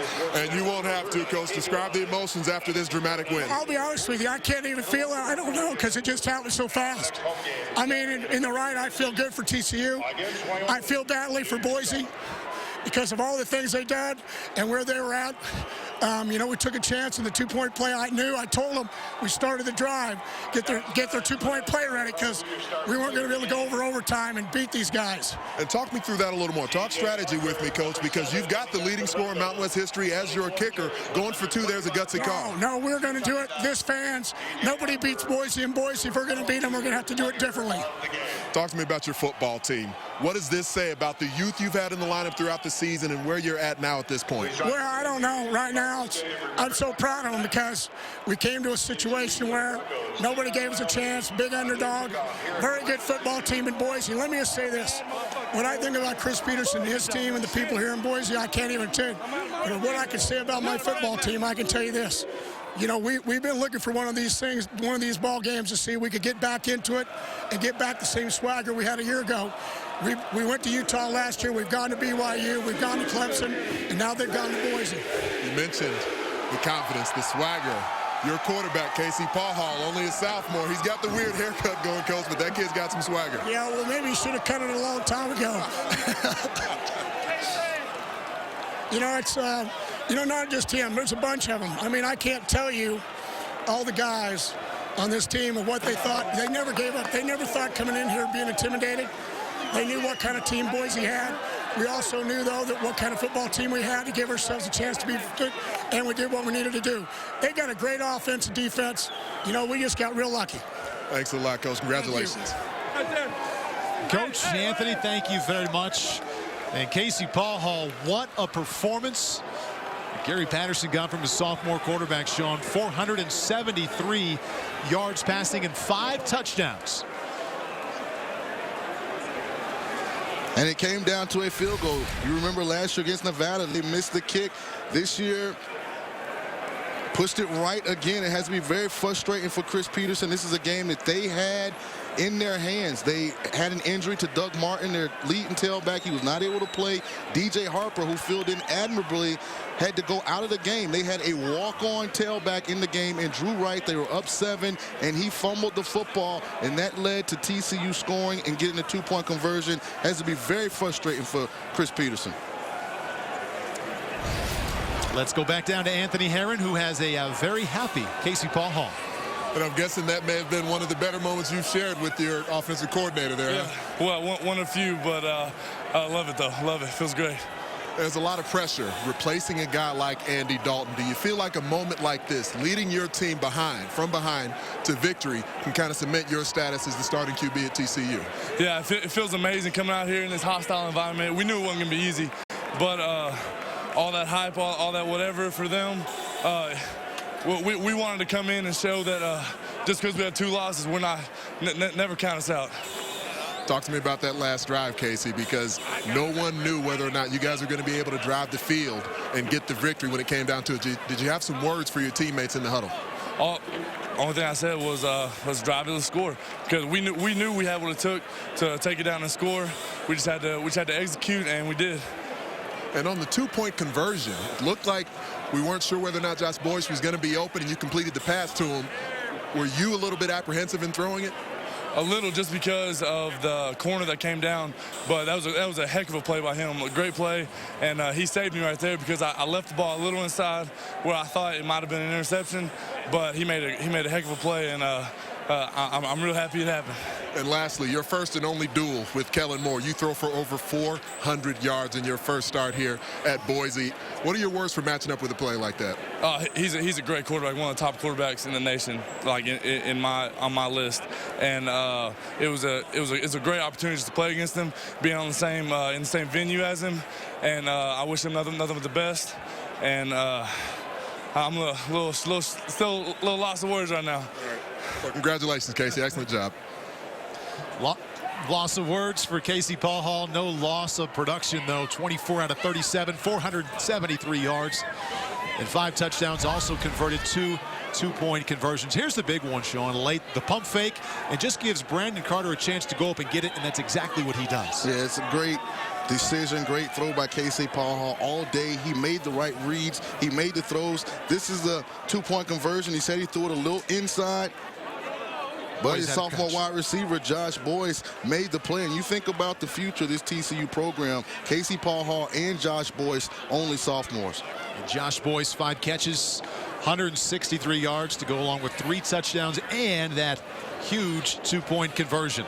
Let's check out the Foster's game stats, a game that ends with TCU knocking off Boise State 36-35 and 954 yards of total offense.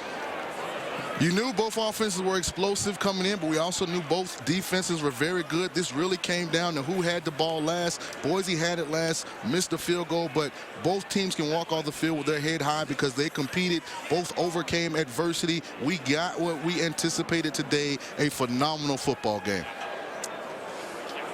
Final score, TCU 36-35. Once again, the final is 36-35. Remember, Mountain West football continues. Next Saturday as TCU hosts Colorado State at 3:30 Eastern. Unbelievable game we saw. It was billed as the game of the year in the Mountain West Conference, and that's exactly what it was to this point. 71 points later, down to the final seconds, TCU wins at Boise 36-35. For Sean King, Anthony Herron, and the rest of our crew, I'm Paul Burmeister. Stay tuned for Liam McHugh in our New York studio after these messages. TCU wins by 1.